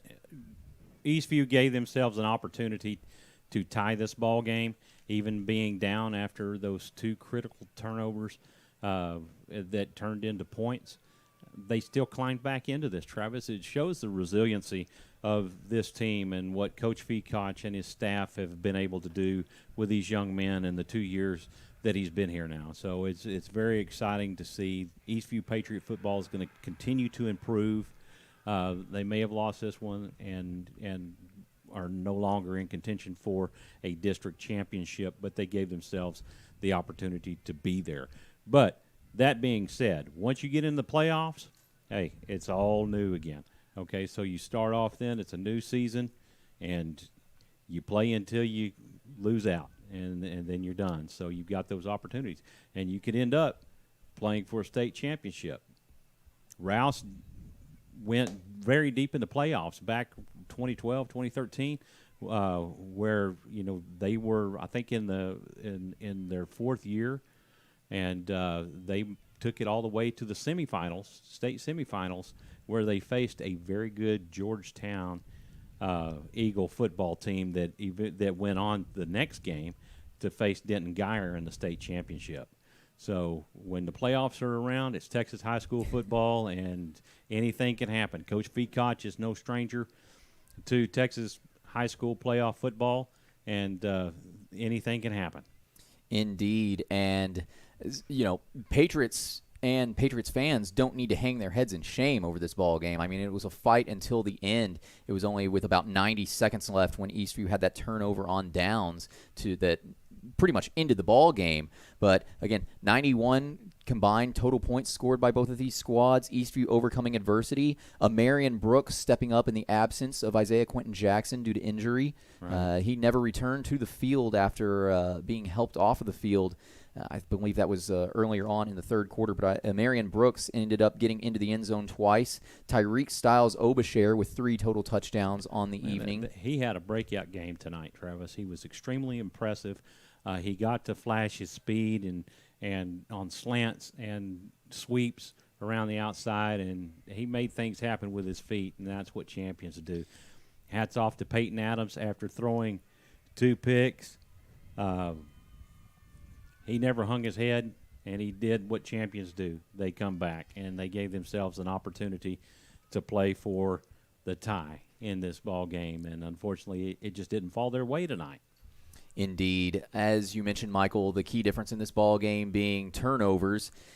Technically, I believe Rouse would finish +1 after the onside kick. I don't know if that counts towards a turnover or not, but Peyton Adams threw 2 interceptions that ultimately ended up being the key deciding factor in this ball game, as Rouse was able to convert both of those interceptions into touchdowns. No field goals scored by either team, but again, the kicker missed the first PAT, and then Isaiah Quentin Jackson scored the 2-point conversion. So a lot for Patriot fans to be proud of, and they have a shot to increase, their win total next week as they take on Pflugerville Conley, a 1-win team, and that'll be senior night at home at Birkelbach Field. Again, kickoff next Friday night, a week from tomorrow night. That game will be kicking off at 7 p.m. We'll be going live about 6:45-ish. Myself and Michael Francis will be on the call there. And before we get out of here, Michael, any final thoughts? Just been a lot of offensive football that you've seen from Eastview the past 2 weeks. Between these two Leander schools and Rouse and Glenn, you saw a lot of explosive offense. Last week they put 97 points up between the two schools, and tonight you saw that they had 91 points on the board. So extremely exciting football being played tonight. Doesn't say that defenses were bad. It was explosive plays that ended up giving away some big points. Well, no other scores from Mike Barnes that directly relate to this game. So we will end this broadcast by reminding you that tomorrow night, of course, on SHNSports.com and the SHN Sports Network, Cedar Creek takes on Glenn in a game that might be interesting to fans of both Rouse and Eastview, because the winner of that game will determine who gets the fourth and final playoff spot in District 13 5A. And, of course, we mentioned this earlier, but we've also got Hutto versus Vandegrift on tap tomorrow night, and there's going to be a very special situation kicking off that ball game for a very special team manager I believe that's the manager for Vandegrift, yes. So make sure to tune into that as well. As for us, again, we will see you a week from tomorrow night back home at Birkelbach Field for the regular season finale. And then following that, it's 2 weeks off for the Patriots, and then playoffs will begin. We will have more information on that next week as the stars begin to fall into place, so to speak. Until next Friday night, he's Michael Francis. I'm Travis Banks. Stay safe. If you go out this weekend, have a safe and blessed weekend, and we'll see you next Friday night for Eastview versus Connolly. Until then, so long from the Lone Star State.